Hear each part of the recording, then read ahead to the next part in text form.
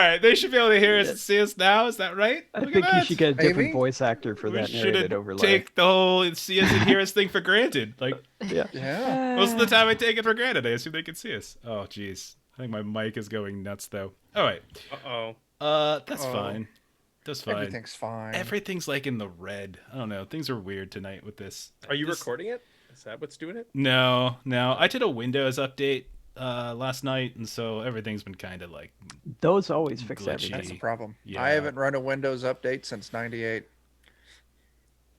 since Windows Sorry. 98. Yes, that was the joke. Yeah, That was the joke. That's good. I like it. So hello.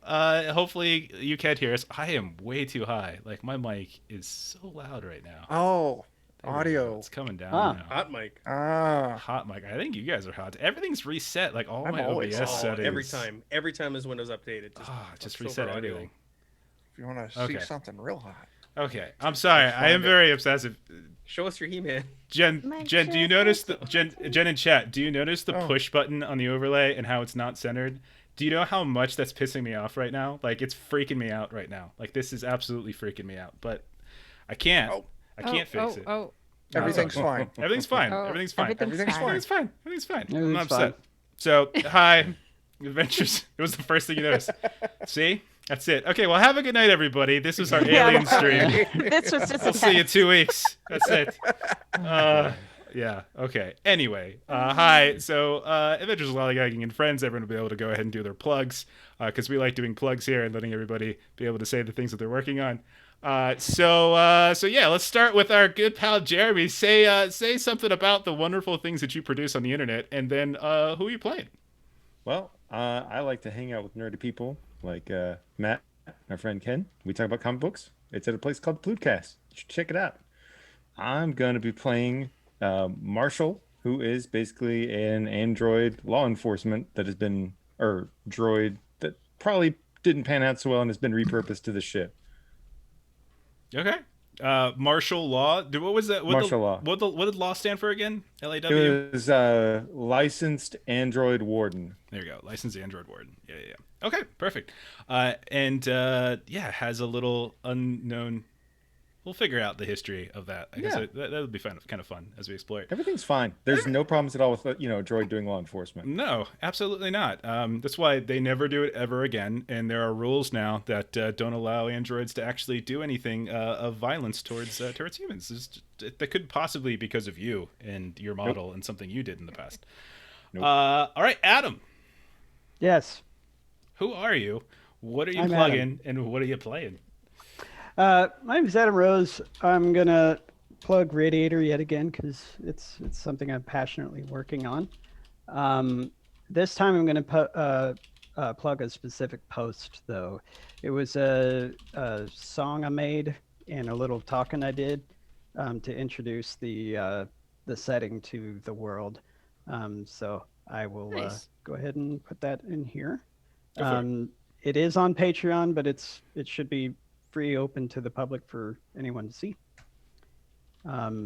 So if you like what you hear, you can pledge and get more insider info before anyone else about the Radiator setting.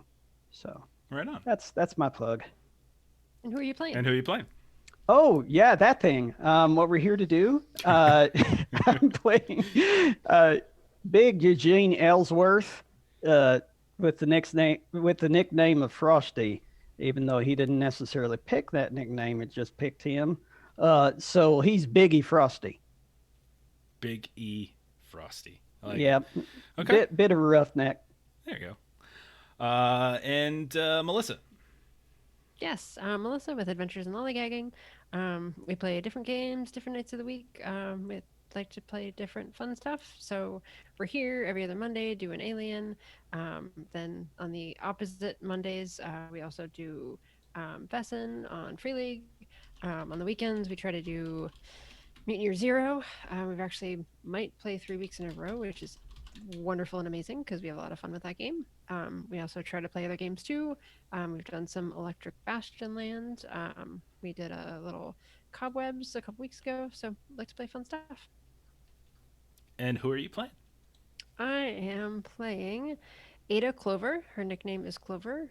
She is a scientist, kind of scatterbrained, smart, not so great with fighting, but her captain gave her a gun last session, so we'll see what she does with that. Yeah, that's not going to be a problem. Jen. Thanks, Captain. Hey everybody, this is Jen. I am a Twitch streamer on my channel Pixel Prowler. Tomorrow night we will be playing Borderlands 2 with some of the GMP crew. And then on Wednesday I have the announcement of a new game I will be playing. You'll have to tune in. Nice. Tonight, because variety is the spice of life, right? Different games. Tonight I'm playing Dr. Veronica Marsbar Wesson. Very And nice. she's a medic. Okay. Yeah. One of the things I was wondering about your character, is she like how old is she? Is she like an older lady or is she younger? I wasn't really. She's older. Okay. Because the hootie You were hoo wondering thing. if it was like a smoking voice Yeah. or a... Yeah. Oh no, she's older. Okay. All right. And then Matt. Oh, I was muted. Yeah. I was plugging our show all over the internet. So Nice. people can watch us. Oh yeah, I probably should have done What are we doing? Hello, I'm Matt. I'm playing Bud McCall, the captain of this ship. And I am on my way, or we are on our way to a meeting that is not going to go in our favor. And what do I have going on? Well, this Thursday, I'm running Alien Destroyer Worlds on the Free League channel at 9 p.m. Central Standard Time. I'm also, Thursday morning, going to be interviewing some folks at Essen Spiel, at 2 o'clock Central Time on the Free League YouTube channel. I'm going to be... I don't know I got the person behind Simba Room, The One Ring, and Forbidden Lands. We're going to be discussing all things fantasy. We have 3 very distinct, different fantasy worlds there. So I'm going to sit down with them. I'm going to moderate. I'm the interviewer, and we're going to discuss fantasy and how those 3 worlds and everything work. I'm very excited. Awesome. And also Roll20Con. Adam, are we Roll20Con on Friday night at 7 p.m. Mountain Standard Time? We'll be on there doing some Zweihander. Yes. Okay. Yes, we will. So yeah, that's what we got going. And the Plutecast that Jeremy mentioned. We have a very special Halloween episode that we have to record in the next few days. Also, we got to find some time. We're going to be discussing for a Halloween episode the one shot of the Shadow in Innsmouth. It's the Shadow meets H.P. Lovecraft. So that'll be our little Halloween one shot episode. Okay. I'm writing it down. Shadow in Innsmouth. Okay. Chuck. Oh my gosh. I'm Chuck, HBIC over Defenders of Cobalt. We run games and play games and do things, all sorts of stuff. I also, every other Saturday, I run a little game over on Goodman Games called Danger Strangers. And then the opposing Saturdays, I run a little game on Free League Publishing. Forbidden Lands, we're calling it Forbidden Defenders because they let me name it and I make mistakes. And tonight I'll be playing the pilot, Frenchie. And, you know, I'm Frosty's good buddy and the captain and I get along, and that no good robot there just cramps my style. So, yeah, that's what I got. Yep. I think a bunch of people don't like Marshall, right? Yeah, Wasn't at it? least 3. Yeah. Yeah. I don't know. I don't see what's wrong. Like, You're my buddy. Check- I like you. Yeah. Me and Checkered- the captain, we're pals. It's Checkered good. Violet Past, wonderful voice. All you do is dance during the hypersleep hours and do funny Western things in the mirror of a bathroom. Like, I don't see what's not to like about any of those It's things. fine. Yeah. It's fine. Well, Good. wouldn't you say the marshal is in charge of safety? That is true. Safety Like dance. a safety dance? Yeah. Oh, I think. How did we not see love that it. before? How did we not see Yeah, that I before? didn't. Okay. All right. So let's get going. All right. So the start of our campaign, and I do want to stress that this is like more of the campaign such than the cinematics. One of the phrases I was describing, it's a slow burn with occasional flare-ups, is what I think this is going to happen, and eventually I'm just going to burn everything to the ground by the very end. So this doesn't have the same kind of pace as maybe the cinematic will. So it will kind of be like more of a roller coaster, I think. But we're on different jobs, and so the first job that the crew was tasked with completing was a crew for the company that holds the lease on their ship, Wayland Yutani, who tasked them with taking 200 brand new colonists out to a place called NN346-5, or Tanaka 5 is another name for it, within the Tanaka system.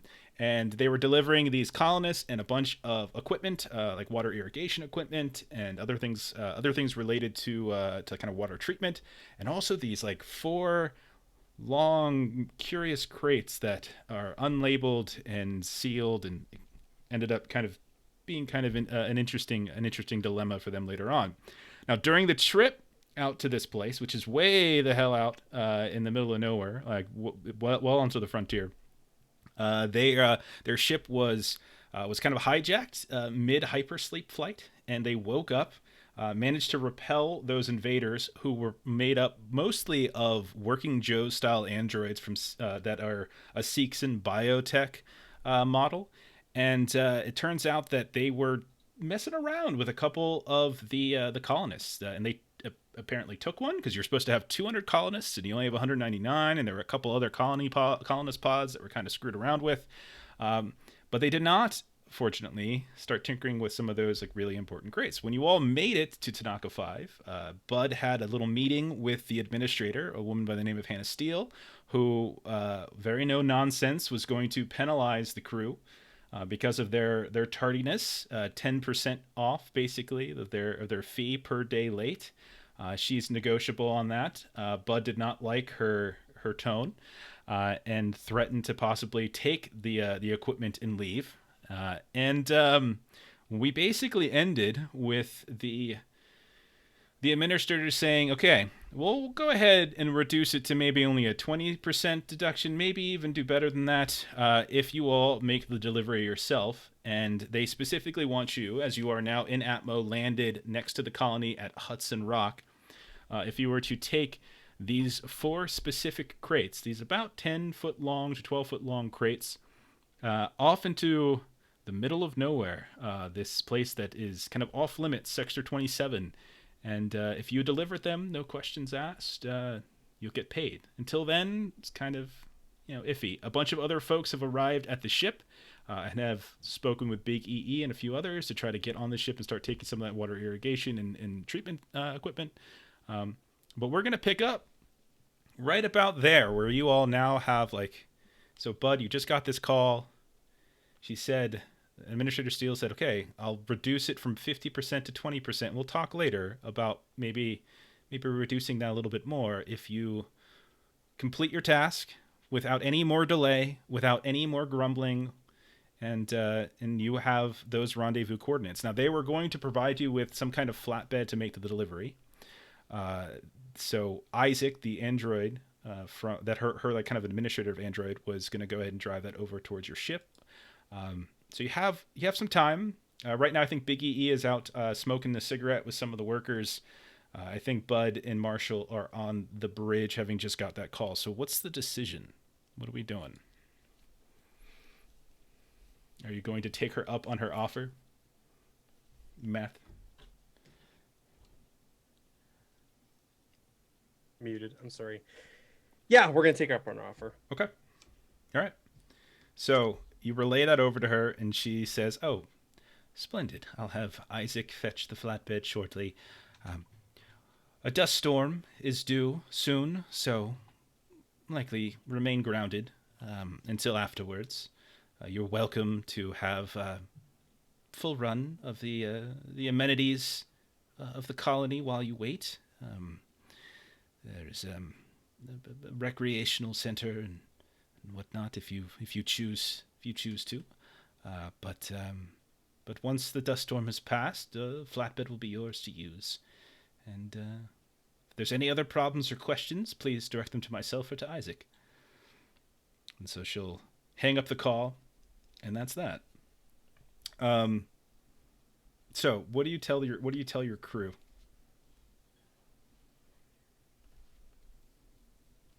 To stop muting myself. Sorry, you're captain, so it's kind of I know. I know you're busy. Yeah, I'm gonna tell him if we want to get as much money as we can. We got to deliver these crates. I got the coordinates, and I'll give them to Frenchie. And I don't like it. I don't know what we're getting ourselves into. I don't trust them. So we might want to go into town, get some equipment before we go out there.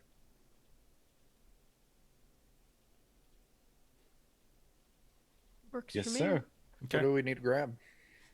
Does everybody have a weapon? And I'm not talking about bolt shooters, or whatever you guys had, and scalpels. We need real weapons. I got my sidearm. I have a Yeah. gun after last time. Amy, sorry. What were you saying? I don't trust you with a gun. You ever All right, everybody seen- but Doc. You ever see Uh, me in surgery with a scalpel? It could be a deadly weapon. Clover, I you don't armed think now? that's how you want to promote not how yourself you as a wanna doctor. promote- Eugene Well, I is still mean- outside. I don't have to use it. I could just hoo at people. I mean, it seemed to work last time. It's very effective. Would you like my stun baton now that I have a pistol? Sure. I mean, I guess I could start some hearts back up. Fallouts fails. Yeah. Clover, do you have a weapon now? Yeah, you gave me the gun last time, so Okay. I now have a So- pistol. Everybody's armed but the Doc. Well, now she has Okay. a stun baton, so I mean. Oh yeah. That's the Clearly. best. A melee weapon is best for for the Doc. Marshall, did you get your pistol back? Do we ever find that thing on the ship? No. You would have actually found it on the body of the guy who was going. You would have found it on the body of the man, the human that you had found. So if I didn't So mention you did before, get your you did have fancy it gun back? Yeah, you'd have it back. Yay. So yeah. Thank goodness he doesn't have to worry about the lost weapon anymore. Yeah, I was just waiting for like my firearm to get used in like some terrible murder somewhere, and Yeah. Yeah, right. Yeah. Big E, do you have a sidearm? Big E's not there. He's outside. Do I know if he has a sidearm? I think he's only got that bolt shooter, Yeah. Captain. Fine.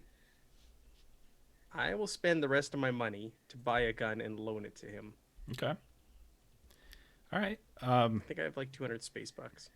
So there is, there is a colony set up. It does, there's like you walk through it briefly. There are a handful of buildings set up and such. There's only maybe about 100 people who are here, and then you got these 200 new colonists that are still not yet unloaded.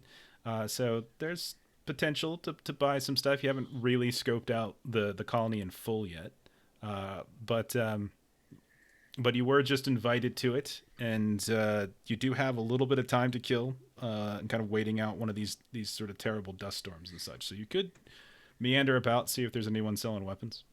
Yeah, I'm gonna take Marshall. Come with me. We need to get some more weapons, more armaments for our ship. Okay. of course. All right. Outside, like Big E, you've been sitting around having a smoke with this guy, and you can Hey, see. Yeah, go ahead. You ever hear the one about the gopher and the golf club? No. What about it? Well, they one time found this gopher on the golf course. Okay. And they had to get him off of there, and he proceeds to go on telling a joke about some sort of weird thing with a gopher and a golf club, and he'll laugh, and he'll kind of like angle for another smoke because you were giving him away for free last time. That's a good one there, Biggie. That's a good one. And he'll just sort of reach out all casually towards your carton of smokes to see if you're willing to give another one out. what you need another? Oh yeah, we don't really have these out here. Oh, really? No, we ain't much in the way of, not a lot of produce and such. We don't got no tobacco fields, and there's like a cactus that grows. You can eat it and you can drink it, but other than that, no, there ain't much out here. No. Well, I suppose you gotta quit sometime, huh? And he gives him another one. And he takes it, and he's quite taken with the fact that he's getting these free cigarettes and just smoking away. So while you're out here, you're looking out, and you can see that on the horizon, off to the west, you can see that there's just like this huge dark like run of clouds that go all the way across the horizon. You can see them coming over these like distant mountains, and they're just rushing in like this pretty intense dust storm that's sort of coming in your direction. And you can see a lot of these workers are starting to get a little antsy, and a few of them are kind of annoyed. You see a few of them are starting to sort of cuss up a storm, like, man, we could have gotten these damn things done if they would have just letting us take this stuff off. And they start to pack their stuff up and start to head back to town. I guess we gotta go.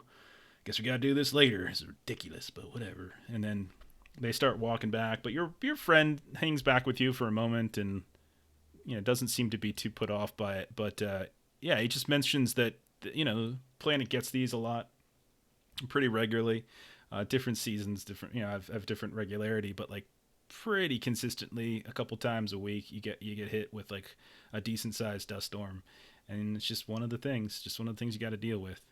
But yeah, just like the administrator, he'll offer an invitation. You're welcome. You can ride out here. I'm sure your ship can handle it, but y'all welcome to come on in. All right. I'll be sure to let the captain know. And heck, if we meet up again next time, I'll tell you about the varmint and the vagrant. Well, man, you got all sorts of stories, man. Just must be fun just traveling around in space like that. That's good. I'm sitting here in this dry, dead end ass end of nowhere. Oh, all sorts of good stories. All right. So he'll start heading in as well. So at this point, like, what do you all want to do? Like, you've got a couple hours at least until this thing. You can ride it out in your ship. You can ride it out in town. What do you feel like doing? I vote let's be social. Be social? All right. We'll wander around town, look for trouble. Okay. Unless there's anything in particular we have to like fix on the ship or that we need to spend time doing. No, you had a good landing, and you guys spent a lot of the time between when you woke up and when you arrived fixing the little things that were broken by the the hijackers and such. So your ship and Frenchie landed it just fine, no problems. All right. So if you head to town, like I said, there's about maybe 10 little buildings or so. All of them are connected with these little they kind of got walkways. Like you can see these little posts here and there and rope lines between them. And you can see by the time you head over to town that the storm is kind of the early parts of it started to get here. You can see sand, dust kicking up, silt covering things. And you can tell that the visibility is starting to go as well.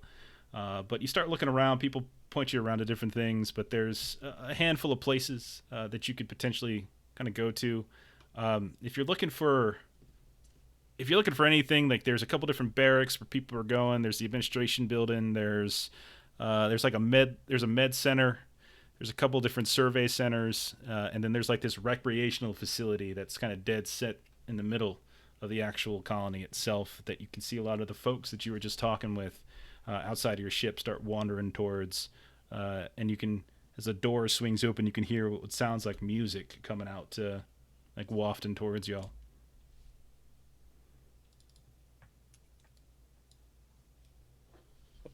Let's mosey on in. Okay.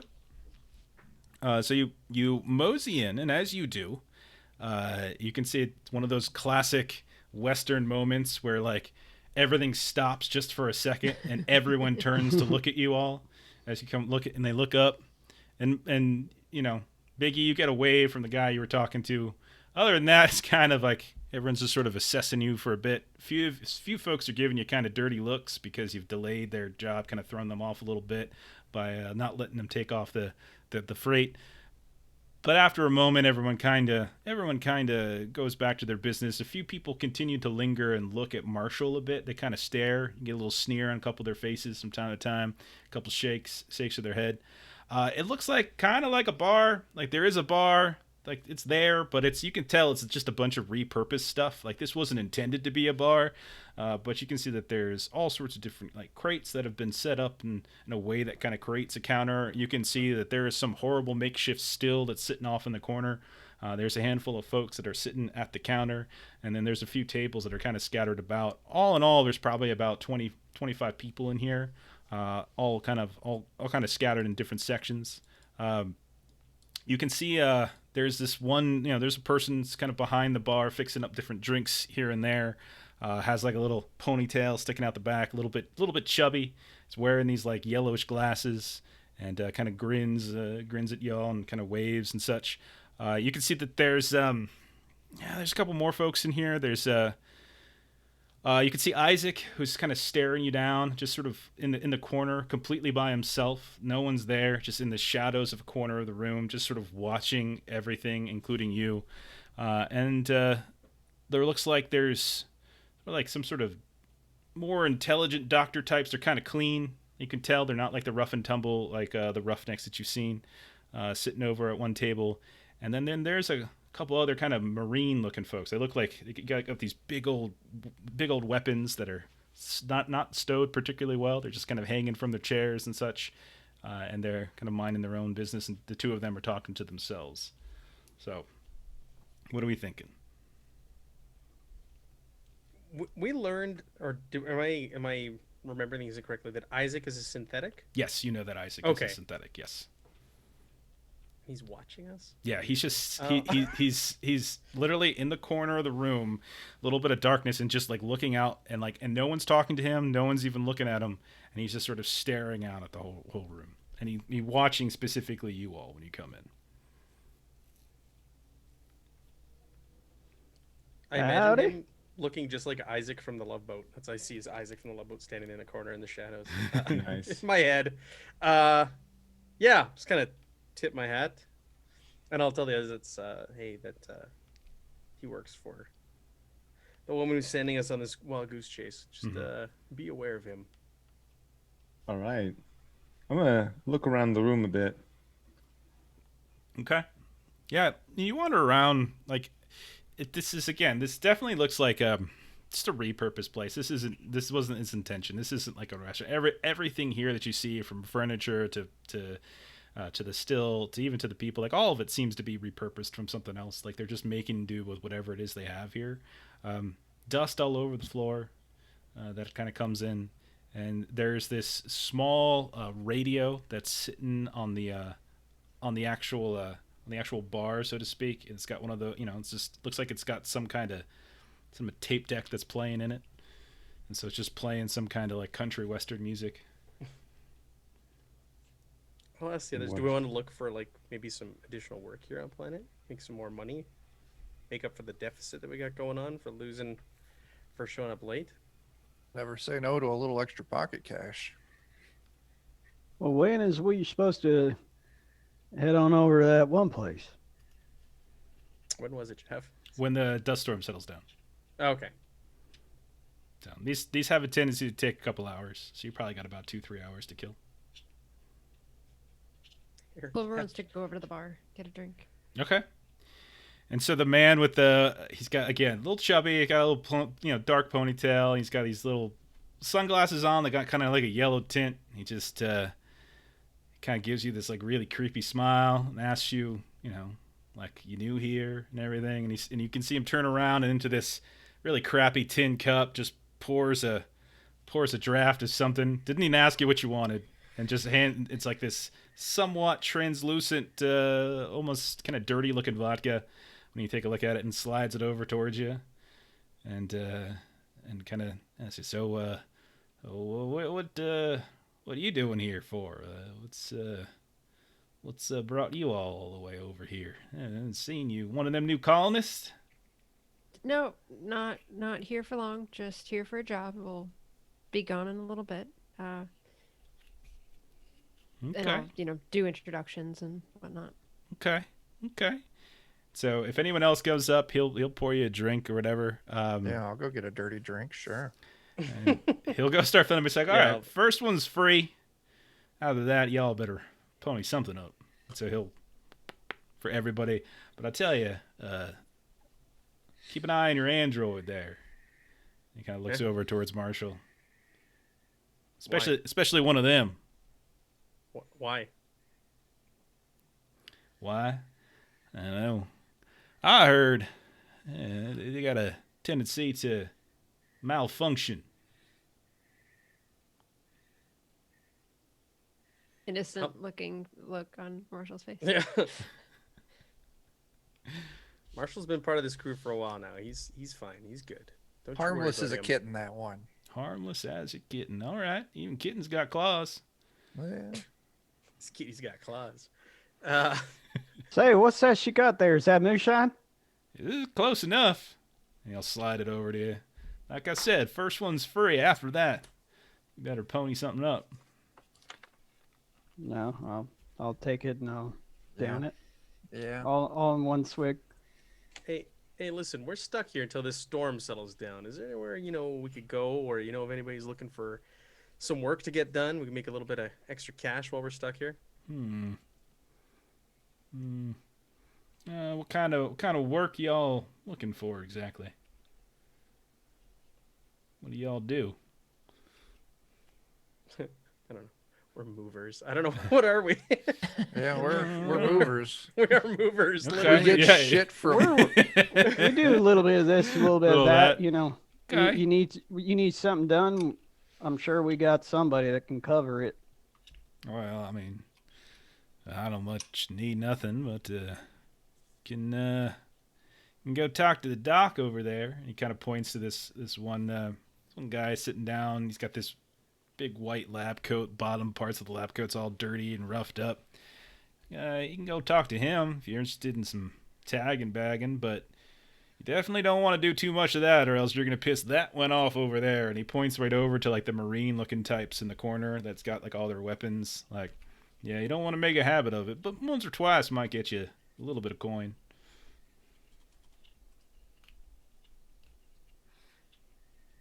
Bagging, tagging. Yeah, tagging bag. Oh, that's right. Y'all knew. See, we got this thing here on this planet.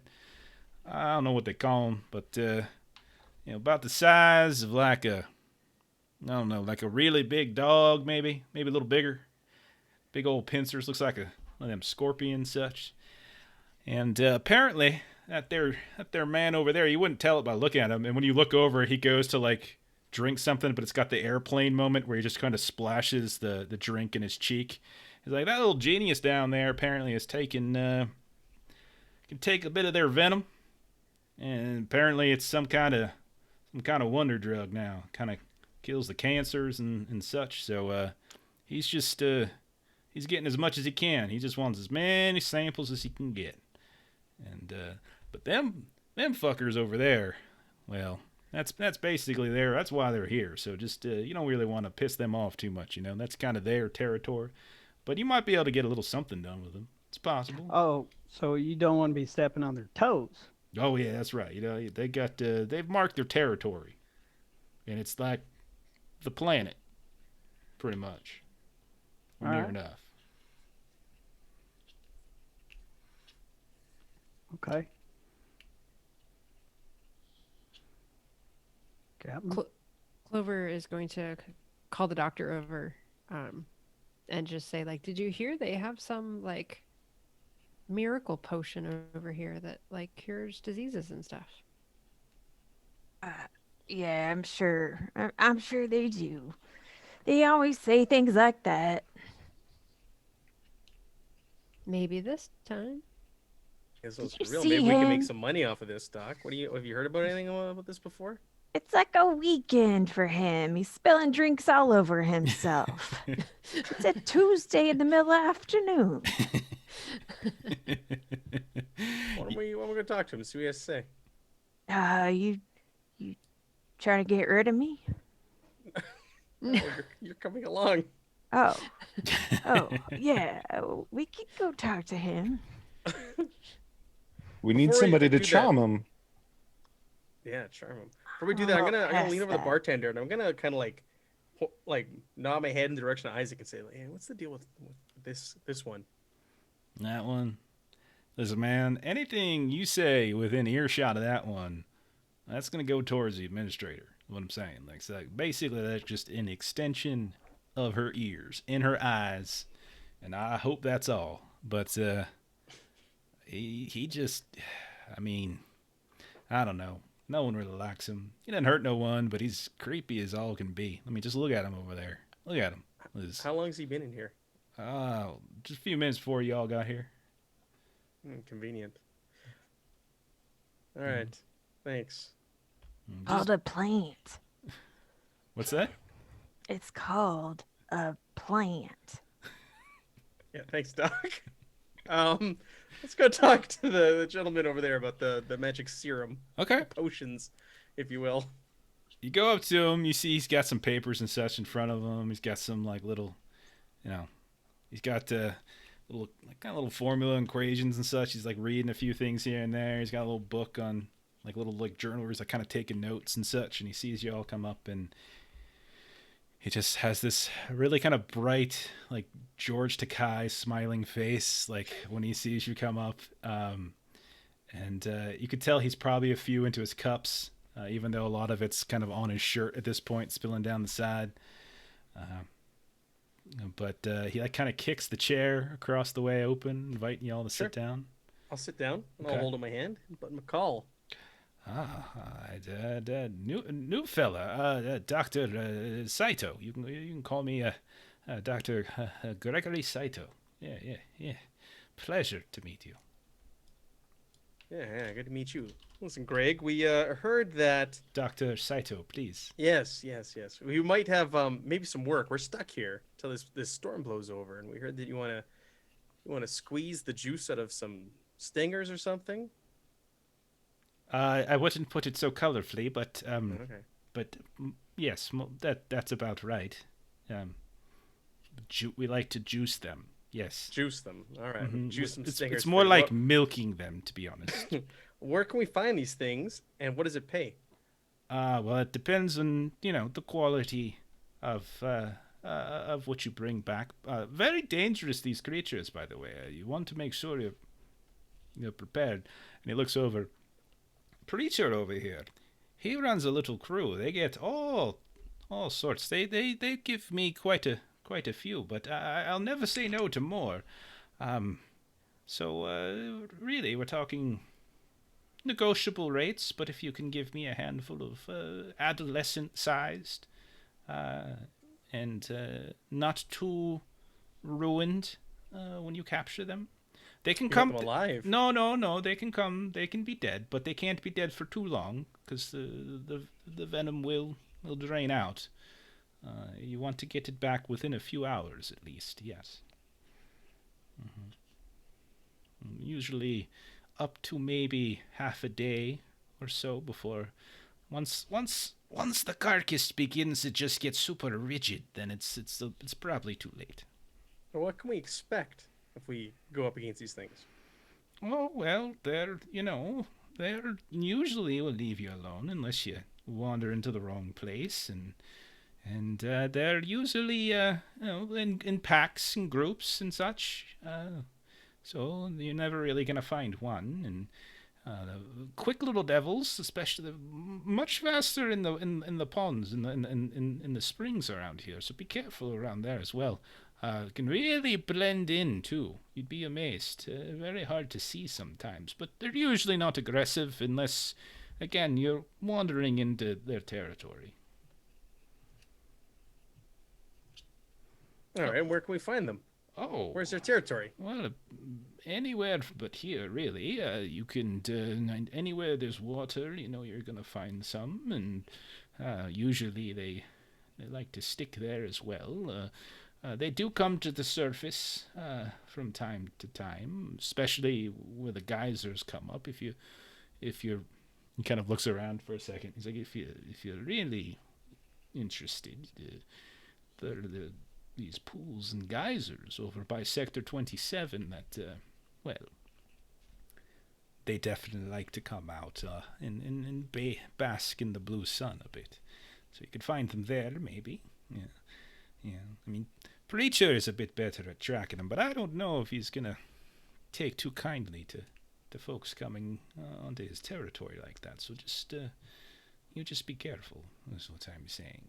And if he gets, he just don't get in their way. Different hunting grounds for sure.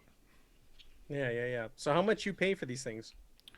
Oh, well, like I said, it depends on the size and the condition, but a few hundred credits per, maybe if it's a particularly big one and in good condition, 1,000 credits maybe. You $8, of course.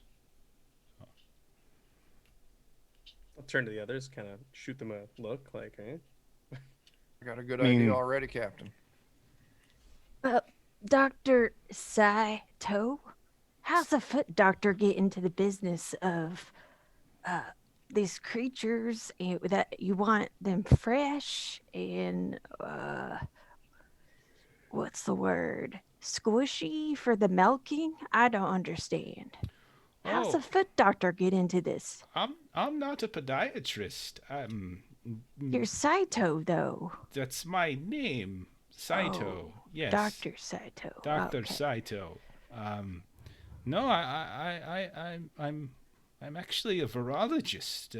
And I worked for the company, and they are letting me do a little research here.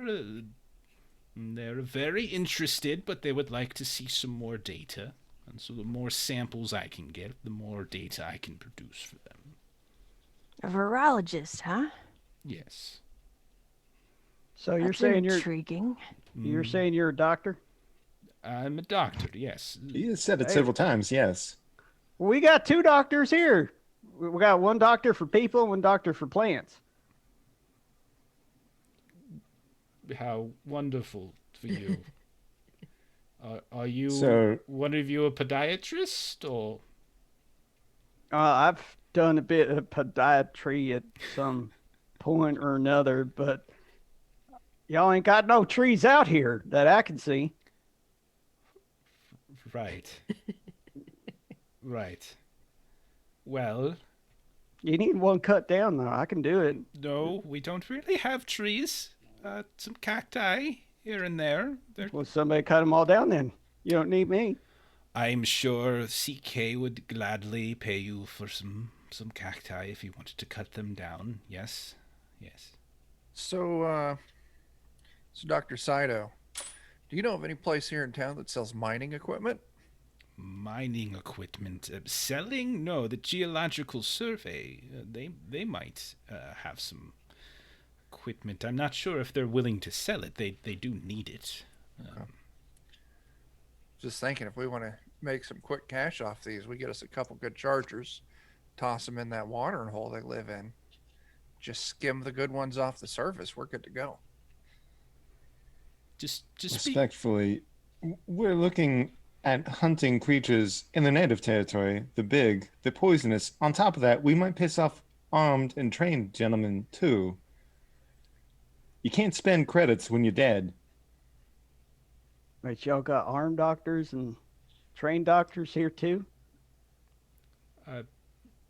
There's a few of us who are doctors. Yes, we are all trained. None of us specialize in arms. That's what you mean. Why not? I mean, you're trained in foot. I am not a podiatrist. I've made this abundantly clear. Clover's gonna try to have a conversation with them about like the local plant life, like if, because she's always looking to, kind of do genetic, hybrids and things like that. So like, is it fine while we're kind of doing our jobs to just grab whatever's here? And is there anywhere in particular that I should look for something that's kind of unique to this planet? You're on an alien planet and you're asking if it's fine to just grab and consume anything. What kind of sorry excuse for a scientist would just show up on an alien planet and not be more careful? That makes no sense at all. You must be watching too many movies. But yes, there's some fauna here. There's this one particular, like I've mentioned, a cactus. It has a beautiful blooming flower. Flower, I believe CK uses to flavor his whatever this is. And Well, sometimes when you pull cactuses up, you like actually get a fine for that. So, just want to know local laws. I don't I'm not aware of those ordinances, but I wouldn't put it past the administrator to one day put such a rule in place. So, oh well, look at that! I'm out of my drink all of a sudden. Oh, I guess I better get going. I'm going to slide the one that I had and didn't consume and just put it in front of him. Oh, I couldn't possibly. I've Oh, I insist. kind of looks around at you all. Where can we find you once we get these I'm scorpions? magical building, and hang on. So he says, And you don't Did you want them say juiced? magical building? no, the building C, medical. It's like, oh, medical. It's like magical It's the building. magical building. What is The going magical on? building. It magically appears and goes away. He's also It's got a legs. an illusionist. Yes, yes. On the weekends, he entertains kids and does parties. All the balloons. But I really should. And at that point, you hear like the sound screech, and like the guy that you kept pointing at, preacher, starts coming over, and he's like, "These boys bothering you, Doc?" You got.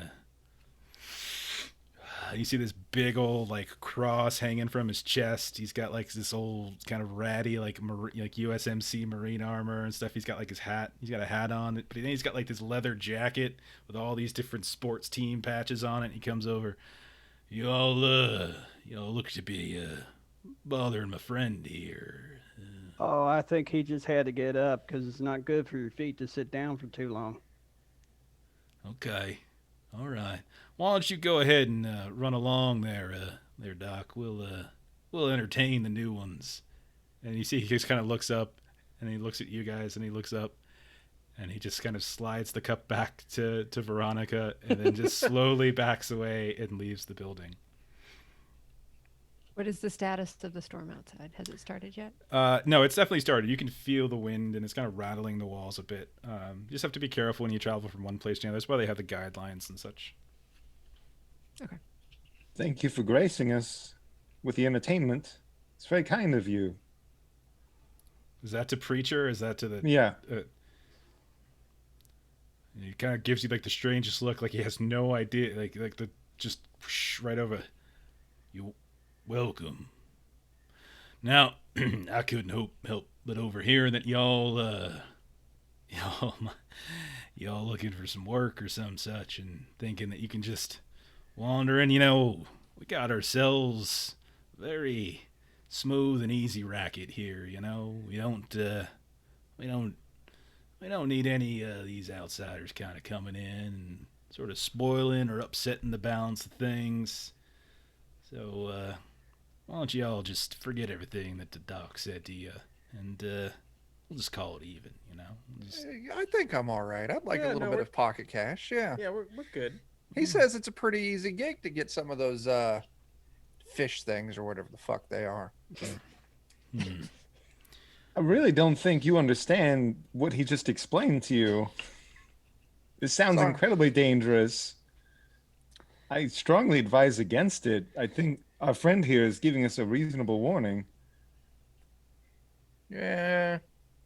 I'll take your share then, buddy. It's all right. You don't need to worry about it. Marshall, I think we can handle this. Yeah.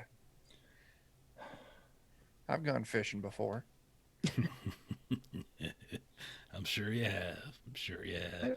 Who wants to fish with a racket? Don't you need a rod? No, you need a stick of dynamite. Kind of looks at Get all you. the fish.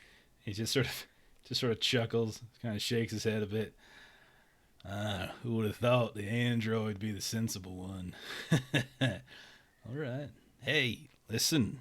Y'all think you can do it? Then by all means, go right ahead. That's fine.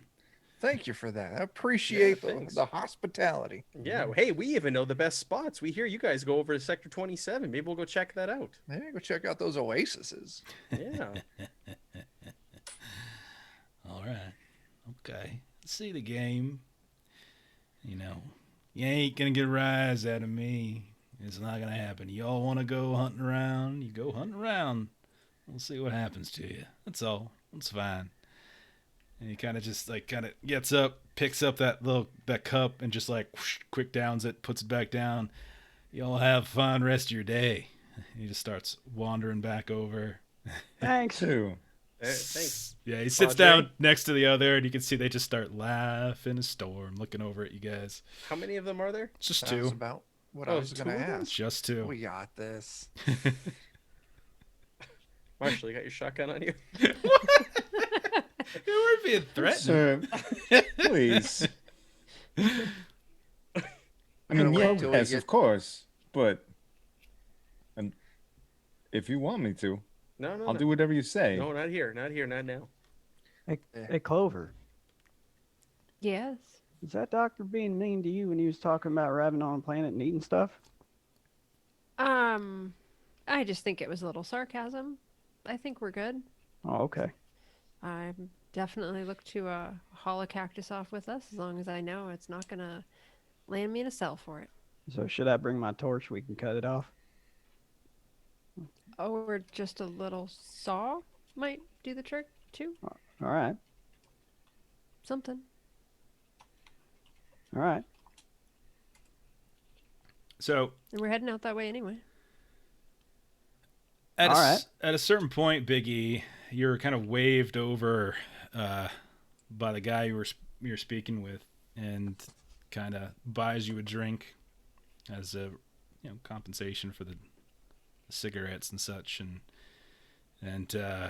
he just says he's like, you talk to your captain. We can be able to get that damn equipment when the storm's down.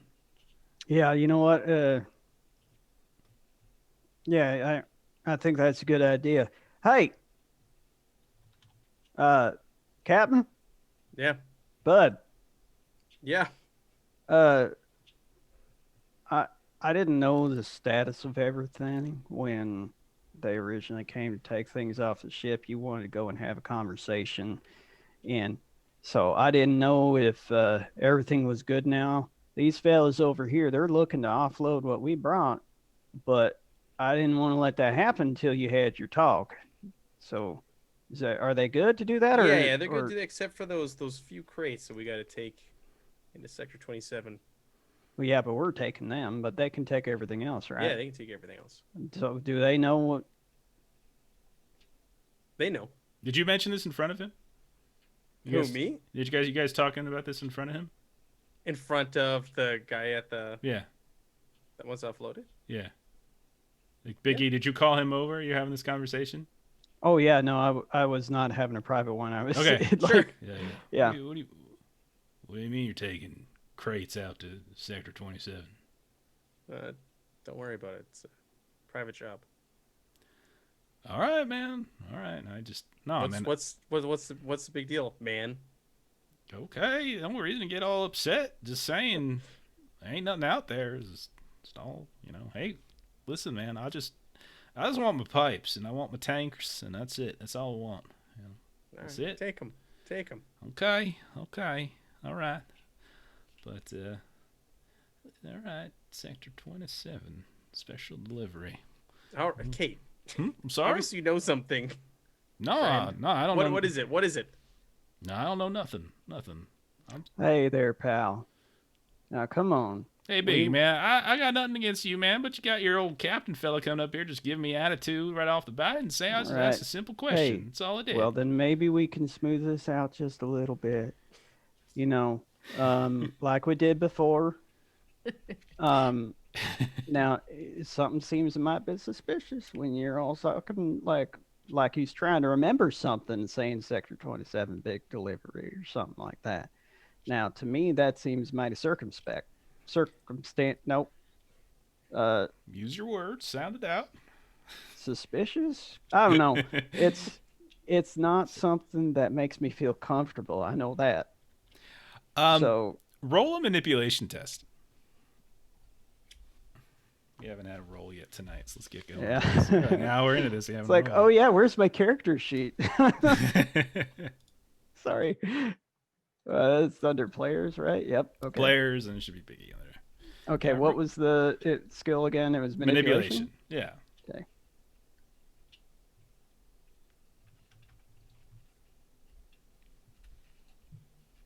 Okay.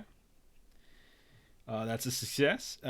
He kind of looks around and kind of looks over in the direction of Isaac, and he says,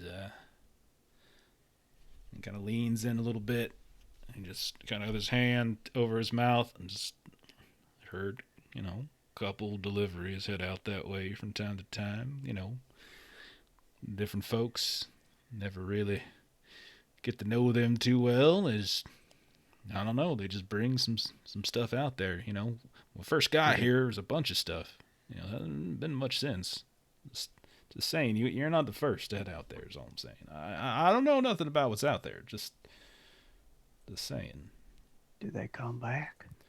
I mean, maybe. I can't say anyone who is still here went out there. Maybe they left. Maybe they didn't. I don't know. You ain't the first truckers who came by. Far as I know, they're sailing away somewhere else, fine, fat, and happy. All I know is we can't go out there, and if any one of us do. Wait, you ain't allowed? No, hell no. We got that monitoring station. It's right there. It's right on the edge. It used to be out a little further. Then the sinkholes and the geyser, that thing fell clear on into the ground. We pulled it back.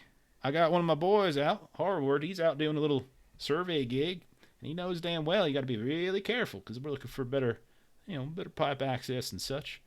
But but everyone knows you don't cross that line. There's a certain place you just don't go.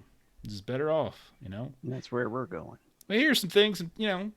Some of the folks over at the monitoring station, they hear some things from time to time, but like what? You know, just like rumbles. You know, it's like, you know, like earthquakes and such, right? It's kind of, you know, smooth and such. Like, So you're saying I should keep my ear to the ground? No, maybe you should, maybe not. But hey, you know, I'm sure everything's fine. Just be careful out there. Is all I'm saying. Like, there's, yeah, just some. Everyone here knows, man. There's something else going on here. We just don't ask questions. It's not our business. You know, we got a colony to build. We got a colony to run. Whatever they want to do elsewhere is fine. It's not my concern. Just you know, just be a little careful. Is all I'm saying. All right. Okay. Yep. All right. And I relay that to the captain, like all whispering and like. All right. So at this point, you guys can kind of hear that the storm's sort of dying down. It's not really rattling the walls as much. So, you know, you can see a few people are getting up to leave. And the guy you've been talking to introduces himself as Leonard. He's like, if it's all right with you, can we go fetch our stuff now? Would that be all right? Okay. I'm getting a nod from the pilot over there, so I'm assuming that's all right. Okay. You're good, buddy. Go All get right. your stuff. All right. And at that point, you see like Isaac just suddenly kind of get up and start walking out, and comes over to Captain Bud and to Marshall, and it's like, hello, Captain Bud. Hello. He kind of like waits. You are Marshal L.A.W. Is that correct? Yes, you're correct. Interesting. And you are part of this social unit. You're right. Got the big brain on you. The processing going on there. Wow. Thank you. I do have, in fact, the latest model processor. He's very rigid, very strange, very gullible. Doesn't suspect that you're being a sarcastic prick, stuff like that. You know, it's just like, thank you very much. My processing power is at a peak, probably even superior to your own. You are a late model, are you not? You're right. An oldie but a goodie. Oldie but a goodie. Ah, colloquialisms. Yes. Well, I have been instructed to give you access to our colony flatbed. We have, if you would come with me, I shall hand over the keys. Sounds fun. Is this okay with you, Captain? I assume that your service model android would be doing the driving, of course. Nope. It's Frenchie. Got this one. Yep. And he looks over. Oh, I beg your pardon. And so he'll lead you out into the colony. He'll bring you over towards like this little little section on the sides of one of the administrative buildings, and like everything's covered in sand and dust at this point. You walk out there, like everything, like there's still wind, there's still kicking up here and there, but you go over there and it is like a semi truck, and then it's got these two long flatbeds connected to it. It's got wheels and everything, and Wow. he climbs up, opens the door, does the classic like for the flipboard of the visor, grabs the keys and hands them over to you, and he says, "The fuel tank is full." Appreciate it. All right. We'll So get lean to into it. Frenchly and just kind of like whisper, like, "You got this. You doing this for I it?" got this. Okay. All right. All right. I mean, how All right. different can it be? Just it's one less plane of movement. Let's go. Okay. All right. Everybody in. All right. Let's go. So y'all head back to your ship. You can see that there's already a crew of people that are starting to, they're getting ready to unload the water, the water stuff, the irrigation systems. You can see people are starting to unload some of the colonists and everything. You can make it so that they have access to only like the cargo bays themselves and nowhere else on ship. That's easy enough to do. And you go ahead and you go in and you have these 4 long, about 10-foot long crates, about maybe 3 to 4 feet wide, 3 to 4 feet deep. Very, there's nothing really on them. There's no logo, there's no labeling, there's nothing. There's very clean and clear seal. But you start loading those up, and again, they're quite big, but you're able to load them up. 3 people can fit in the cab. The rest of you would probably, or 4 if it's uncomfortable, and then the rest of you would just have to kind of find somewhere on the flatbed to kind of move about. You can always dangle dibs off on the running flatbed. boards. Yeah. I'm gonna go in the cab with Frenchie. Okay. Flatbed. Okay. So Frenchie, Bud are up front. Who else is up front? Room for one more. Come on, Doc. You know you don't want to ride back there. Yeah, you can have it, Doc. Go ahead. All right, I'll squeeze in real tight. Unnecessarily tight. Tons of And- room and just like. And I'm gonna like pat their legs like they're good little boys. Please don't do that. So good. All right. I will use All my right. command power on you if I have to. I'm Don't do that ready again. for dear. you to go. All right, Frenchie. Why don't you go ahead and roll? You can just go ahead and roll a piloting test for this. It's Sure fine. thing. I got a success. Do I need more than one? No, you're fine. Just one's Okay. fine. You're able Also, to. Yeah, go ahead. I was gonna say I want to make sure that my gun, knowing that shit might go sideways, set it on the seat, Okay. like kind of between my legs, under my thigh a little bit, so I can get real quick access to it. Okay. Fair enough. All right. Okay. I'm just picturing way too much of Frenchie's lap right now, like Veronica's lap. Veronica's like touching it, and like your guns in your crotch. It's like, okay, it's just really zooming in on this image. That's Don't forget to strap in here. Let me get it for you. Gotta make sure it's in there. Click. Okay. appreciate that, Doc. You're welcome. So you go. Don't you touch my hiney. Wow. Really, Doc, I was just worried you're gonna need to strap on and not strap in. I'm glad you fixed that last word. That's pretty well played right there. Okay, you pull out of the colony and kind of back up a bit, do a little 3-point turn, and then you kind of just thrust forward and off you go to the northeast. Now, if you want to take a look at the map a bit, I'll kind of show you a little bit of where you're going. So you all are in this beautiful little truck that I made. Look at this little truck. I'm on the NN3465 map. But you start backing out, and you're kind of traveling a ways. And let me go ahead and roll some just random dice here to see if everything's all right. See if anything bad happens. Why can't I roll private? All right. Everything's fine. And the channel points roll. And we have aliens. Wait, what? Okay. No, you're all good. All right. So you all I think you're all GMs too, so you probably see that. Can you see the roll? Yeah. Yeah, that's what I figured. No, it's Okay. Nope. question mark. It's no. on. It's on the overlay. I think my overlay thing is the overlay account. Is, It's not on No, the it's- overlay. it's either. question marks It's also. all questions there. So many Oh, questions. Okay. Oh, so 'Cause you're yeah, capturing the column, yeah. worst possible thing is totally what's happening right now. It's so weird how that happened. Really? I can't believe it. I've been Oh, working on wow. my Christopher Walken. Sorry.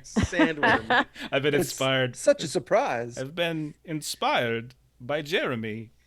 It's, I don't know. Wonderful. I've been trying a little harder. At first, it was The a mix trick of is Big to switch Pharma into the gravelly from now and, and then. Christopher Yeah, I can't Walken. do the gravelly one yet. Yeah. Okay. So yeah, you travel for about an hour to 2 hours and such. You don't really see much along the way. You can definitely tell that a storm is going to pass through here. You can see all sorts of like overturned cacti like on the ground here and there. You can see like there's whole like these. One of the things you've noticed quite frequently is that there are a lot of these little pillars of stone, of rock, these like kind of thin, like fragile pillars that like when you walk past them, you just kind of bump into them, and it's like dry. It's like a dry tree bark, and it kind of just fractures down. And as you're passing by, you can see all sorts of this sort of light white fracturing all in all sorts of places. It almost looks like trees, like a forest. When you look out to the east and to the west, these pillars. Some of them are still standing, some of them have been blown down. It's about an hour later that you reach. You can kind of see in the distance. You can see this large tower starting to stick up on the horizon with a fairly big dish at the very top of it. And you can see that the dish itself seems to be kind of hanging somewhat limply off the side, as if maybe it's sort of suffered some damage. When you pull up towards it, like you can see that there's a little sign that just says monitoring station alpha, and you can see that there's someone like kind of climbing up to the very top, and it's just sort of hammering away at it. And then there's another person at the bottom who seems to be kind of like holding a ladder as they walk, and they look over and they see this big old truck starting to pull in, and this woman just kind of waves at you all a bit, and just sort of kind of does a little one of those like waves, but then like stop type of thing. I'll follow. So she comes over to the side, and she says, and she kind of leans in, and she's like, hey, and then, wait, who the hell are you? She kind of looks at you. We're here to deliver the goods. All right, any y'all mechanics in here? Come on here, swing. I'll put my head out the window and yell, Eugene, Ah, what? Huh? we need you up here. Oh, sorry, I was like, what? They need a mechanic. Yeah, we got this.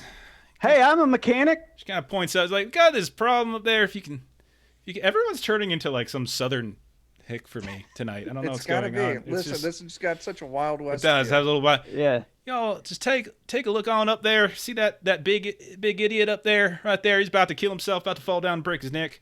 That's Sanchez. He thinks that he knows how to fix that thing, and she points over towards the radar station.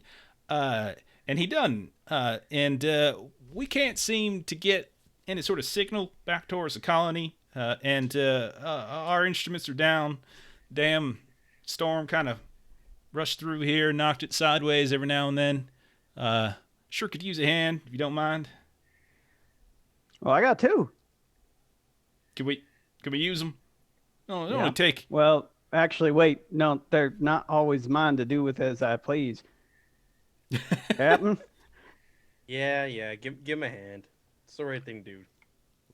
Oh, appreciate that. Thank you so much. You're a hell of a lot nicer than those other two. And Which other two? Ivan, Mercy. They're just they were hunkered down here for the last couple hours. Mean sons of bitches and such. Pardon What were my they doing language. out here? Oh, they're just out tagging. It's fine. Kind of just points off vaguely to the east. Do you know where? I mean, more than just that way. Yeah. Not really. Like they saw some sort of big old geyser explosion about, I don't know, maybe a couple, 3-4 kilometers out east. They said they were tracking some kind of big old pack. You know, they were moving underground. Sure. You know, Just here gonna or there. turn and smile, Frenchie. Yeah. I hear it. So anyway, but yeah, real mean sons of bitches. I mean, they don't, you know, they're just rude. Is what I'm saying. That's all. They're not, you know, they're not gonna hurt you, nothing. But anyway, they weren't no help at all, and definitely appreciate it. So Biggie, you start climbing up this ladder, and you get up to the top, and you take a look. That there's just like you can tell that there is some sort of anchoring system at the base of this radar dish that's bolted down in. You can see that there is some sort of ripped metal here as well, as if things have been adhered and rehered and welded and rewelded. Like, you can fix it. It would take a little time. You got a welder on you? They probably do. I have a torch. Yeah, that'll probably do. Welding torch. Yeah, that'll work. So go ahead and roll heavy machinery. Yeah.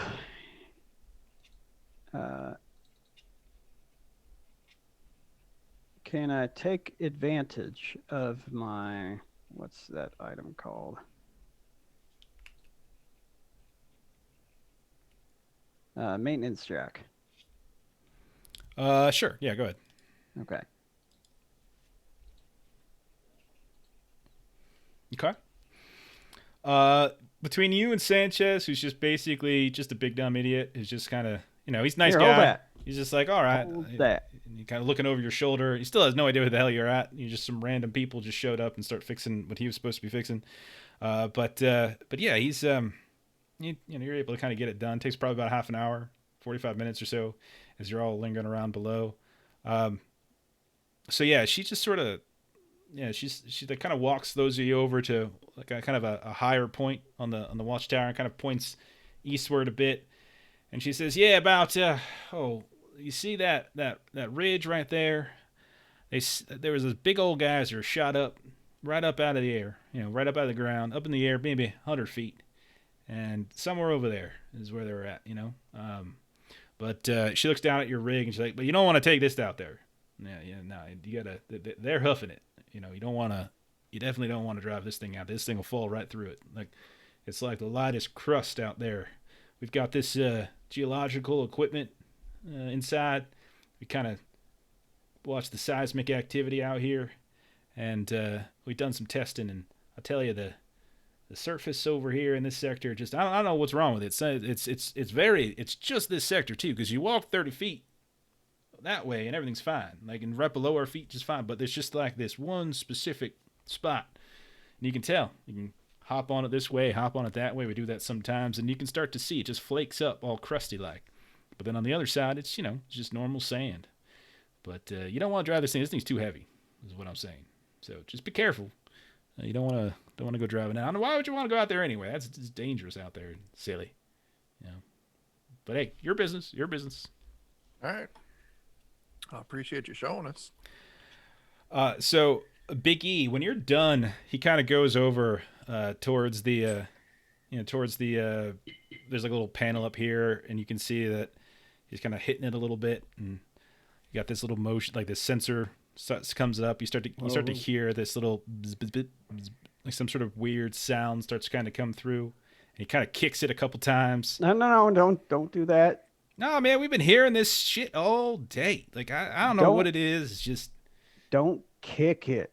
I know, but like this These works things sometimes. No, they don't respond well when you. Well, tell it to shut up. It's just beep-it, beep-it, beep-it, beep-it. It's just over and over again. We need to figure out why. See, these things, they don't respond well to just bashing on them. You got to show it a little bit of love. You see this radar right here? We got a wave in the air. Give it some radar love. Yes. He says, listen, man, I've been out here too long to give this damn thing any love. And he just kicks it a couple more times. But hey. No. Okay. Hey, why are you beeping? Come on now. Tell me, why are you beeping? You talk. And I'm talking directly to, no, I'm talking directly to the radar. Raw contact.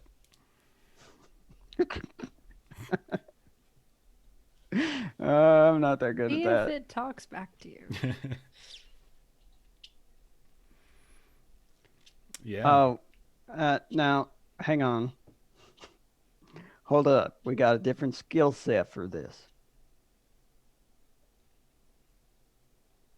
Hey, who knows that techie com stuff? I can help you out on that. Either that or Clover. I speak beep boop. Yeah.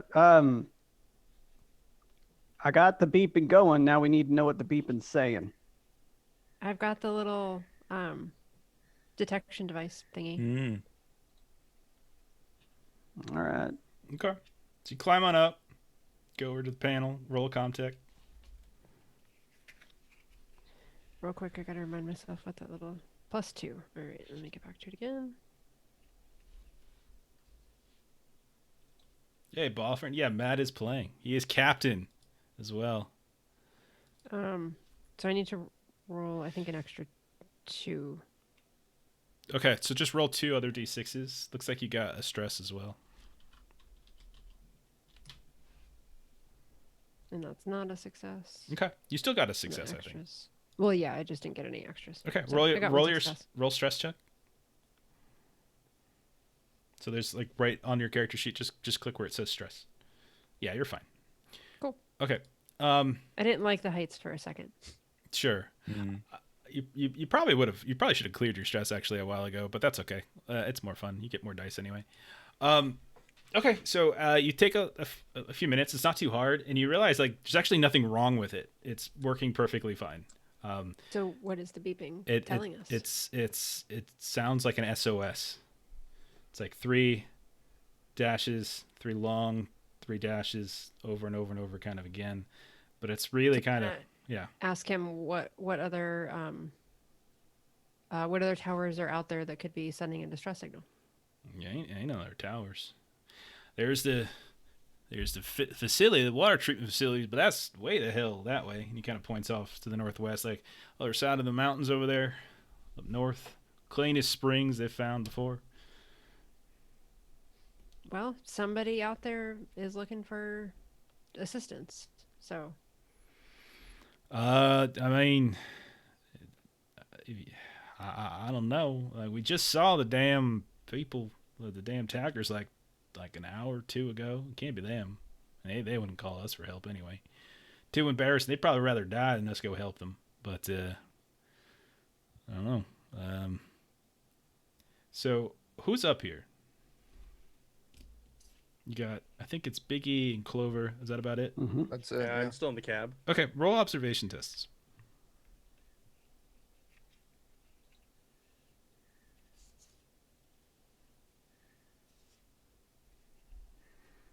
All right.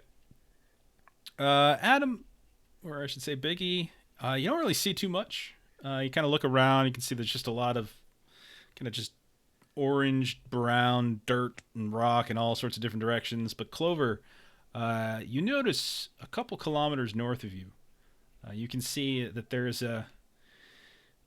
something like out there that doesn't quite look like a rock. That doesn't quite look like a. It looks a little different, and you look at it nice and closely.